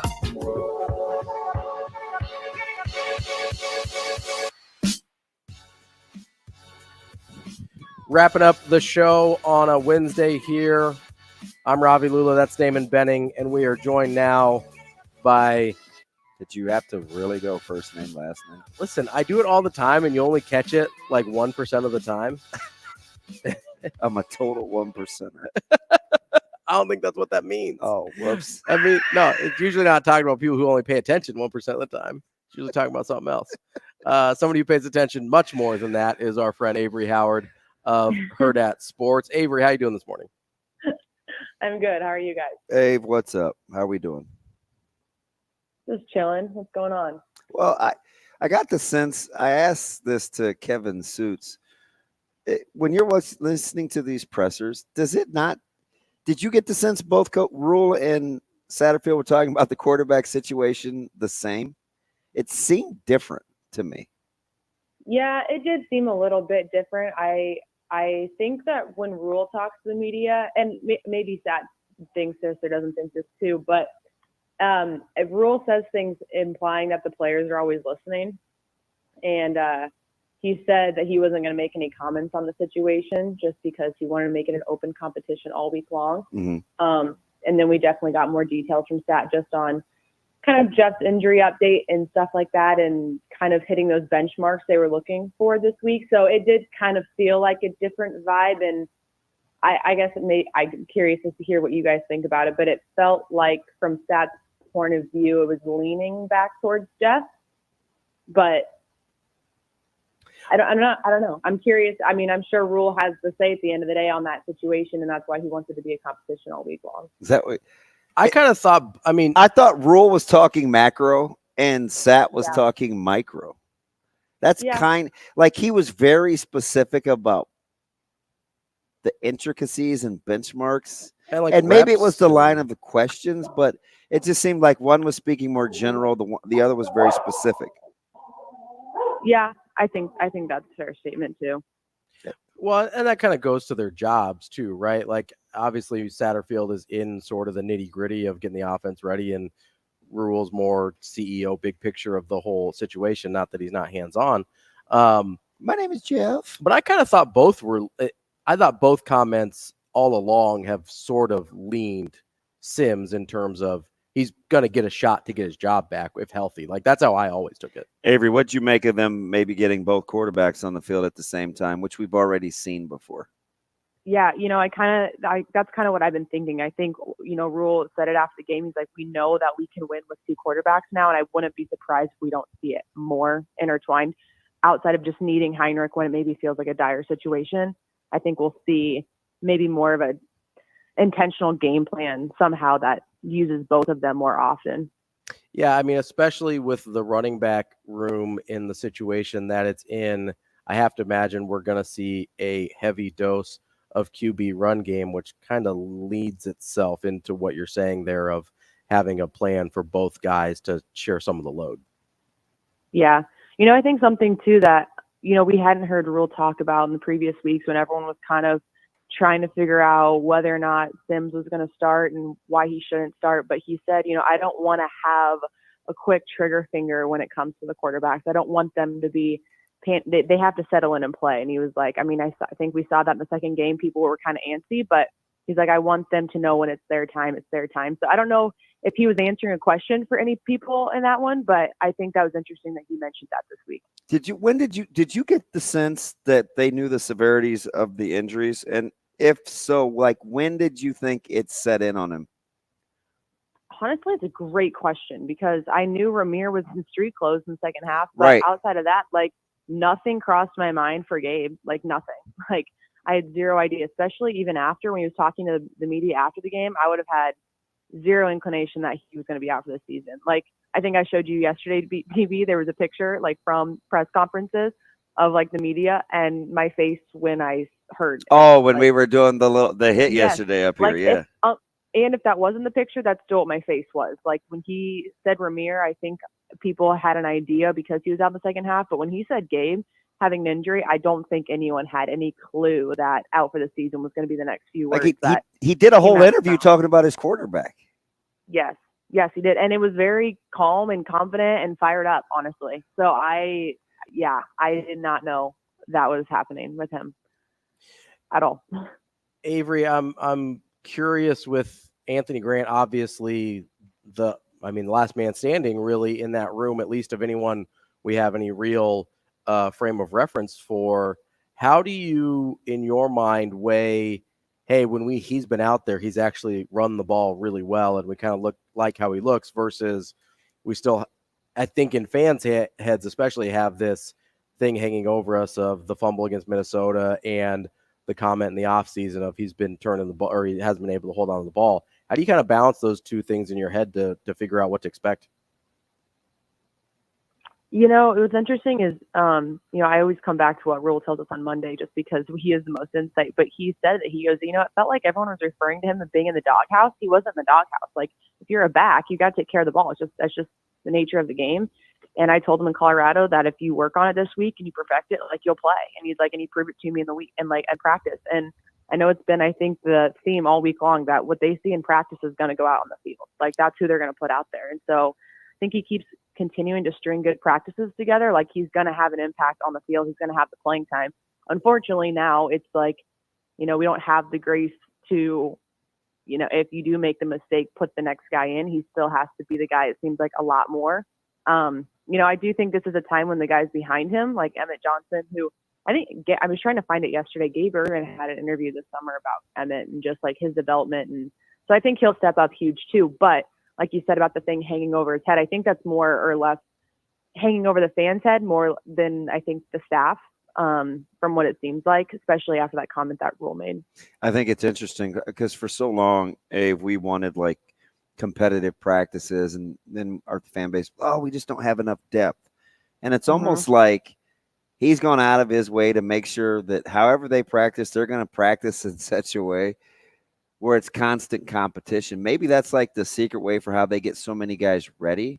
But apparently he's putting his money where his mouth is when he says practice matters.